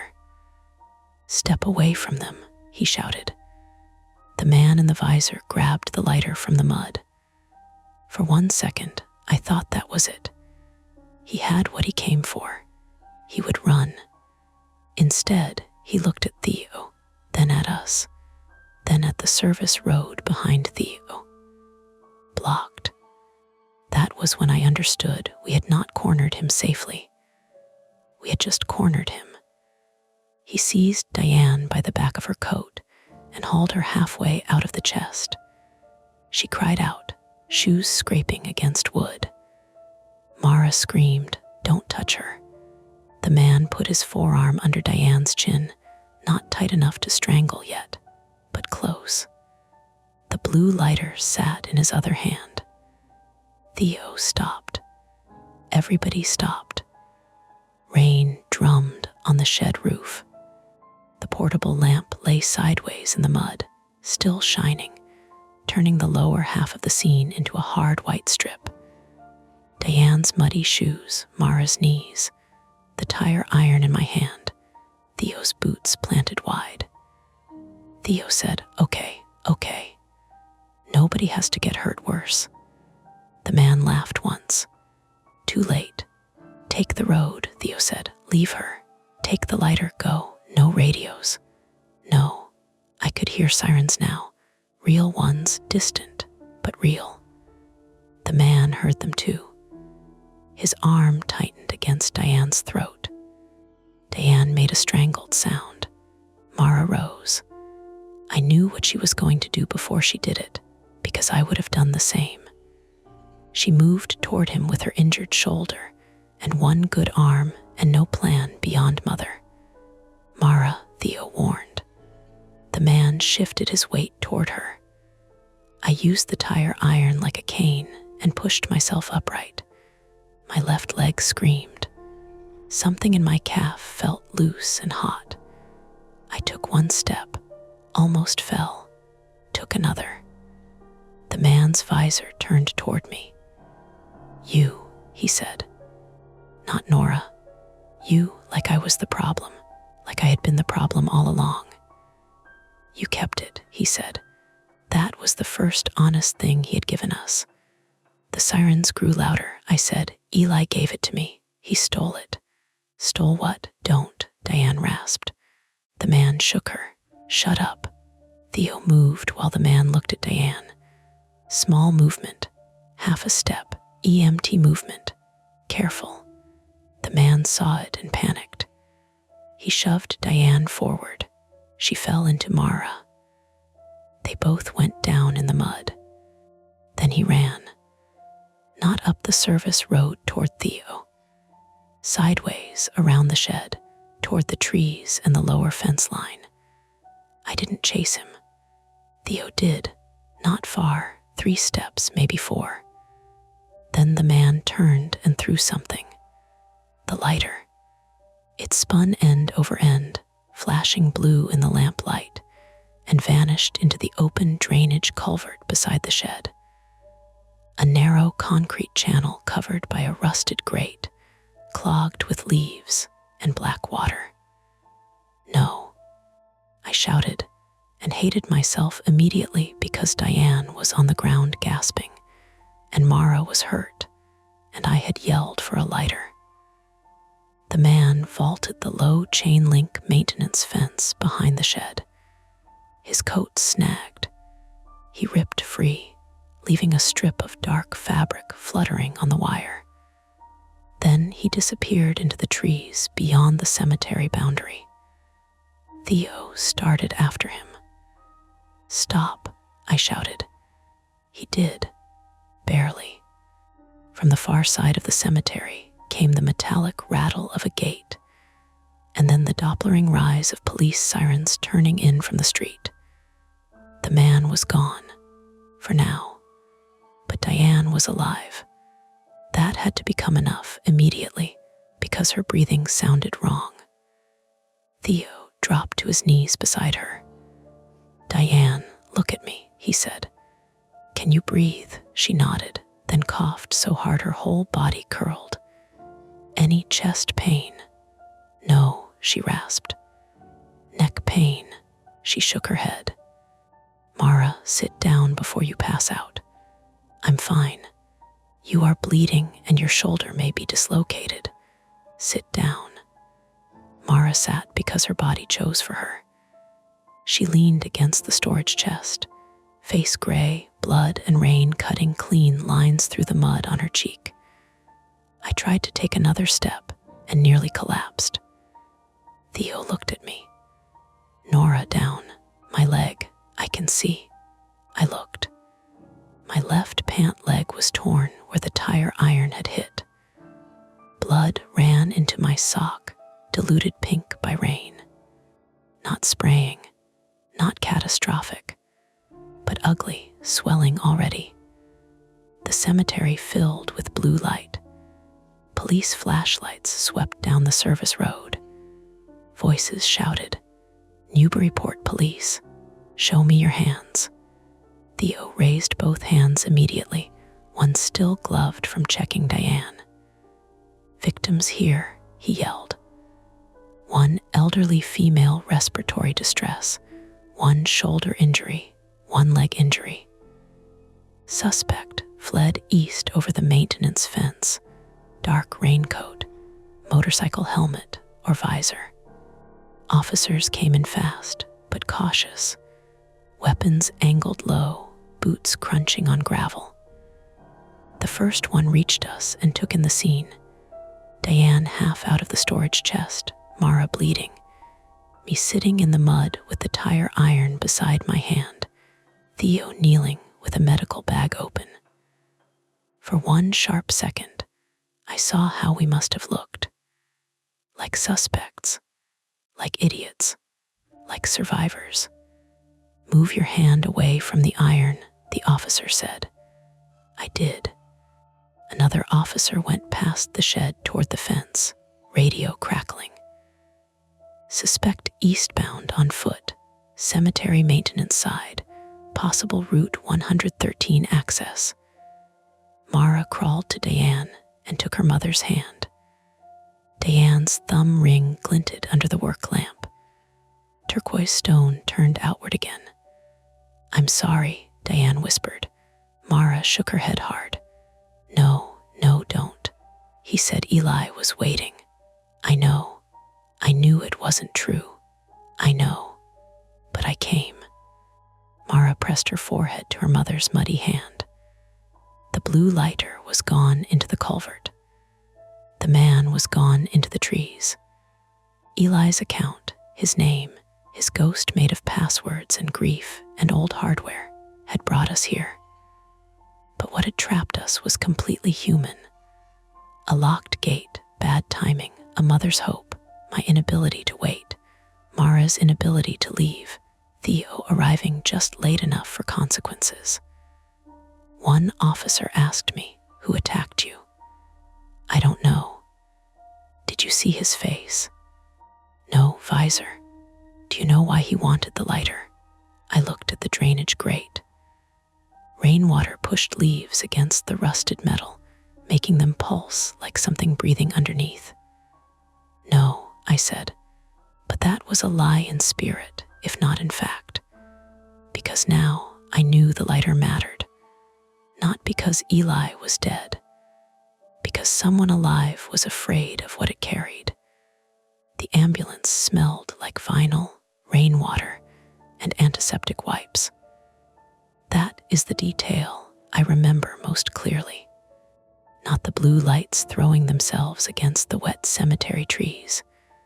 Not the officer asking the same 3 questions in 4 different ways. Not Mara sitting on the bumper of the ambulance, with her right arm strapped against her body, and blood drying along her cheek. The smell, clean chemicals over muddy shoes. Diane lay on the stretcher with an oxygen mask fogging and clearing over her mouth. Every time she coughed, Mara flinched like the sound had a wire attached to her spine. Theo stood beside them, soaked to the skin, talking to the paramedics in that measured voice people use when they are pretending They are not personally involved. My left calf had been wrapped in gauze, so tight my foot tingled. One of the paramedics told me I was lucky. People say that when they need you to understand things could have been worse, and they are usually right. But it still feels strange hearing it while mud is drying in your hair, and your dead friend's name is still glowing on a police evidence screen. A Newburyport officer took my statement under the open rear doors of an SUV. His name was Officer Danvers, early 40s, male, with rain dripping from the brim of his cap, and a face that had been trained not to react too much. He asked where the first notification came from when the live location ended, who received which message, and whether I had touched the tire iron before or after being struck. After, I said. I grabbed it after he dropped it. And the lighter. He threw it in the culvert. You saw that? Yes. You know why he wanted it. I looked past him to the maintenance shed, where 2 officers had stretched yellow tape between a tree and the corner of the building. The portable work lamp still lay sideways in the mud, bright enough to make the rain look solid. No, I said, but he said Eli stole it. Officer Danvers wrote that down. He did not ask who Eli was. By then, everyone knew enough of the shape. Deceased male, compromised account, lure, surviving mother, unknown suspect. They took us to Anna Jack's hospital because it was closest. The emergency department was busy in a normal way, which felt offensive at first. A teenager with a swollen wrist sat with an ice pack. An older man argued with his wife about whether chest pressure counted as chest pain. A toddler in dinosaur pajamas slept against someone's shoulder. Fluorescent lights hummed overhead. Sneakers squeaked on polished floors. Life, refusing to acknowledge our scene change. Diane had bruising around her throat, mild hypothermia, and what the doctor called airway irritation from panic, cold exposure, and being trapped in a cramped position. No fractured ribs. No head injury. Her oxygen levels steadied after treatment, though every cough made Mara sit forward so quickly her sling rustled. Mara's shoulder was not dislocated, just badly bruised with a possible hairline fracture near the collarbone. The bungee cord had split the skin across her cheek, and the doctor cleaned it while Mara stared at the wall and refused to look at herself. My calf needed 7 stitches.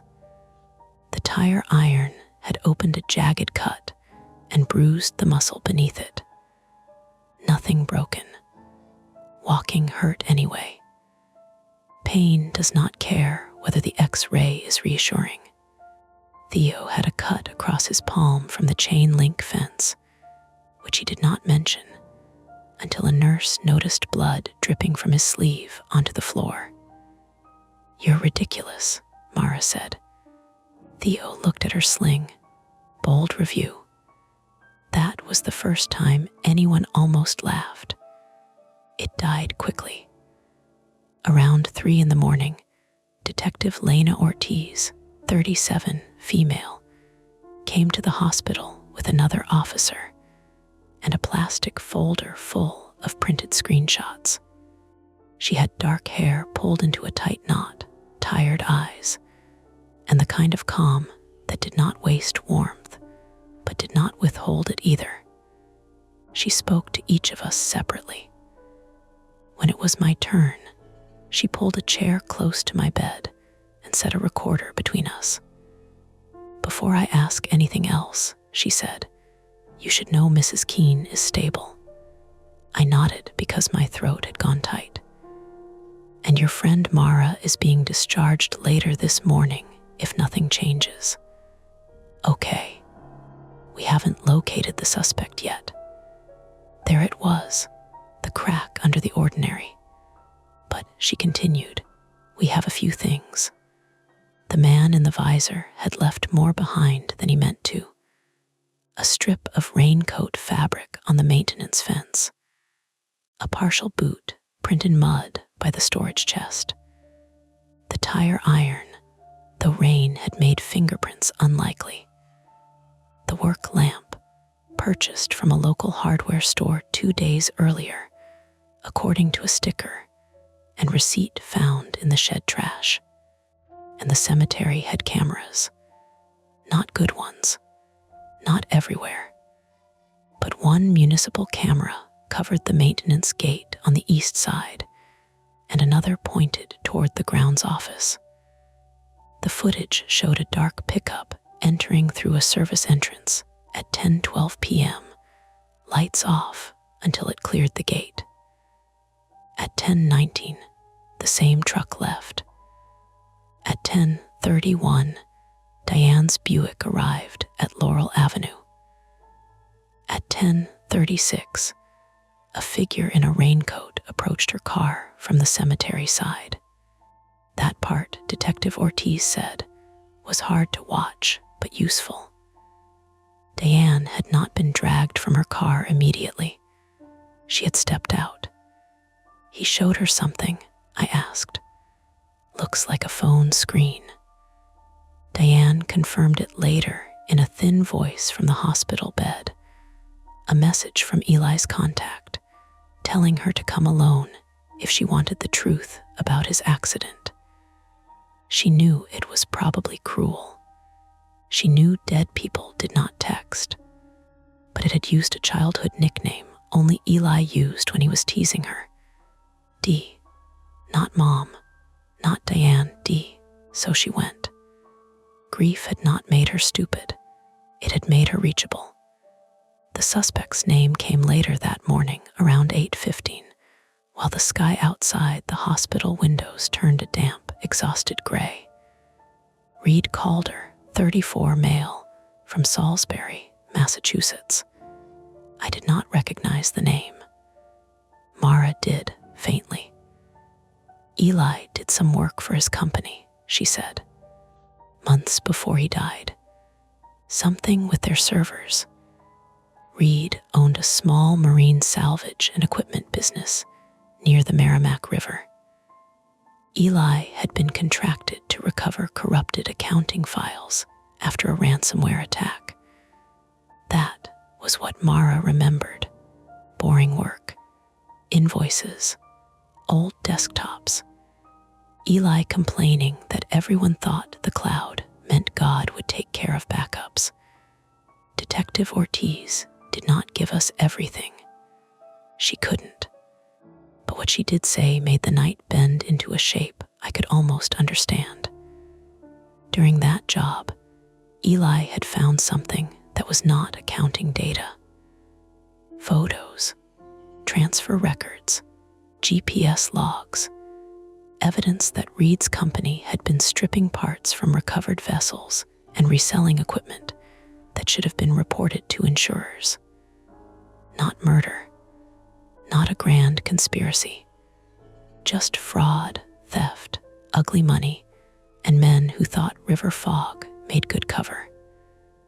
Eli had copied something, not onto a flash drive, onto a micro SD card hidden inside a cheap blue lighter that was actually a novelty lighter with a small storage compartment where a sticker panel had been pried up and glued back badly. I remembered him using it on my fire escape. Remembered him worrying at the side of it with his thumbnail. Remembered him saying, "This thing is basically trash," and then leaving it by my candle. He had not given it to me. He had stashed it where nobody would look because he planned to come back. Then he went kayaking the next morning and never did. The room felt too small when Detective Ortiz told me that. "Are you saying Reed killed him?" I asked. She held my gaze for a second too long. "I'm saying we're reopening questions around Mr. Mercer's death." That was how officials phrase uncertainty when uncertainty has teeth. They recovered the lighter from the culvert just before dawn.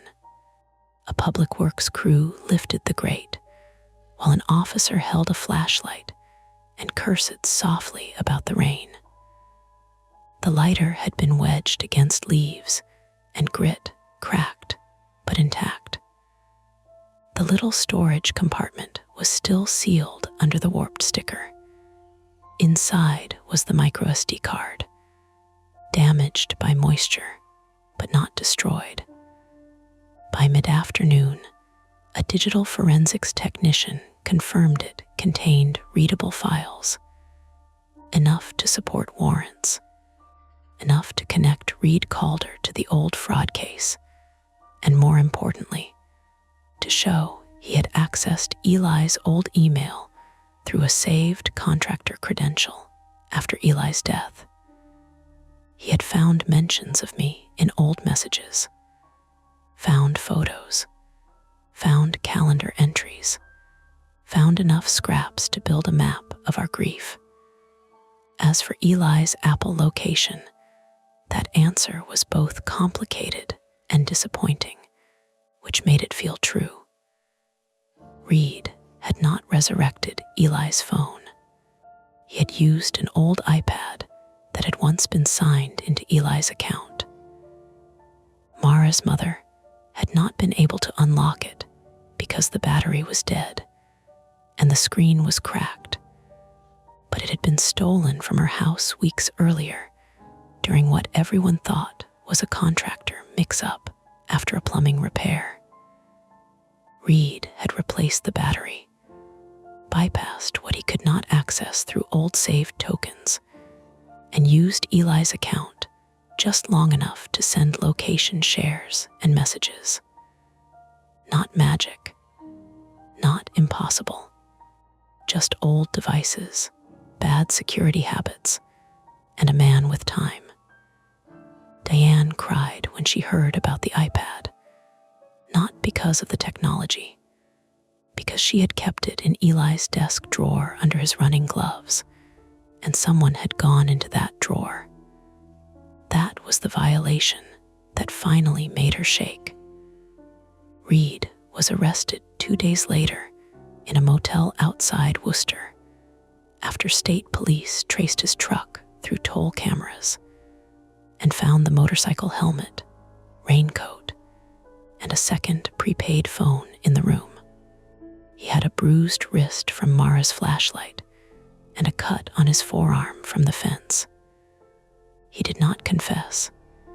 People like that rarely do, Detective Ortiz said. They just explain why everyone else forced them into choices. The legal part moved slowly after that. Charges for kidnapping, assault, stalking, identity fraud, evidence tampering, and a list of computer crimes long enough that I stopped understanding the order. Eli's death investigation reopened, but did not immediately become a murder case. There was no clean proof yet. No witness. No video of the river. Just motive, fear, and timing. Real life does not always hand you the satisfying click. Sometimes it gives you a drawer of bent keys and says one might fit later. Mara went home with Diane after 48 hours and slept on the couch for 3 weeks because neither of them wanted to be alone in a room with a shut door. Theo visited under the excuse of changing bandages and checking blood pressure, then stayed to fix a broken porch step, then somehow became the person who took out Diane's recycling every Thursday. Nobody commented on it. I returned to my apartment in Salem with crutches, antibiotics, and instructions not to work for 10 days. The microwave burrito was still in the microwave. I threw it away with the seriousness of someone disposing of evidence. My junk drawer looked wrong without the lighter. For weeks, I opened it anyway. Rubber bands, takeout menus, dead battery, empty space. That was the emotional consequence nobody warns you about, even when the object was dangerous, even when keeping it nearly got people killed. You still miss the version of it that belonged to someone you loved. The police kept the lighter. Evidence. I was glad. I hated that I was glad. 3 weeks after Oak Hill, Mara and I drove to Newburyport in daylight. Theo came too, though he pretended he was only there because neither of us should lift anything heavy. We brought flowers for no grave in particular and stood outside the Laurel Avenue gate, which now had a new chain, a new lock, and a temporary camera mounted high on a pole. The cemetery looked smaller in sunlight, not harmless, just municipal. Grass crews mowing around old stones, a jogger passing on the sidewalk with earbuds in, a grounds worker in orange gloves loading branches into a cart near the service road. Mara touched the iron gate. He was never here, she said. No, but we were. Theo stood behind us, hands in his jacket pockets, eyes moving automatically over the fence line, the trees, the maintenance shed. Diane had not come. She said she had seen enough of that place in the rain. We did not go inside. That felt like progress. On the drive back, Mara asked me to stop at a gas station off Route 1. She went in alone and came out with coffee, gum, and a cheap blue lighter from the counter display. I stared at it in her hand. That's not funny, I said. I know. Then why? She turned it over. Plain plastic. No hidden panel, no sticker seam. Nothing inside but fuel and a flint. So it can just be a lighter again, she said. I wanted to tell her grief did not work that neatly. Instead, I let her put it in the cup holder. We did not use it. We did not throw it away. It rode between us, ordinary and terrible, all the way home. The last thing happened a month later. It was small, subtle enough that I almost didn't tell anyone. Maybe I shouldn't have. I was back at work, answering phones at the emergency clinic when my own phone buzzed in my locker. A location notification. My hands went cold in the practical way hands do when adrenaline takes blood for more important places. I opened it. Not Eli, not Mara, not unknown. The notification said, device location updated. It was for Eli's old iPad, now in police evidence. The map showed the Newburyport police station. Then, for about 5 seconds, the dot slid across the screen to a spot 3 blocks away. A bakery parking lot.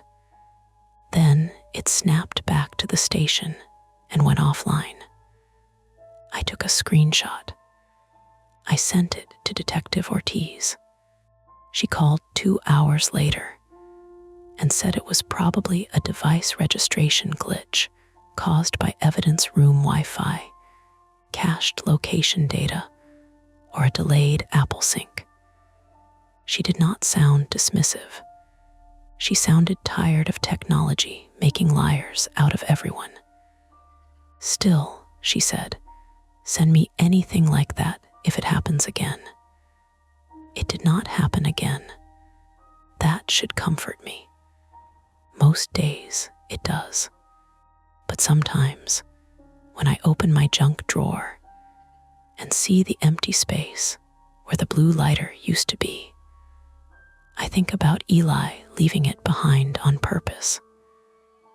I think about the tiny storage card sealed inside cheap plastic.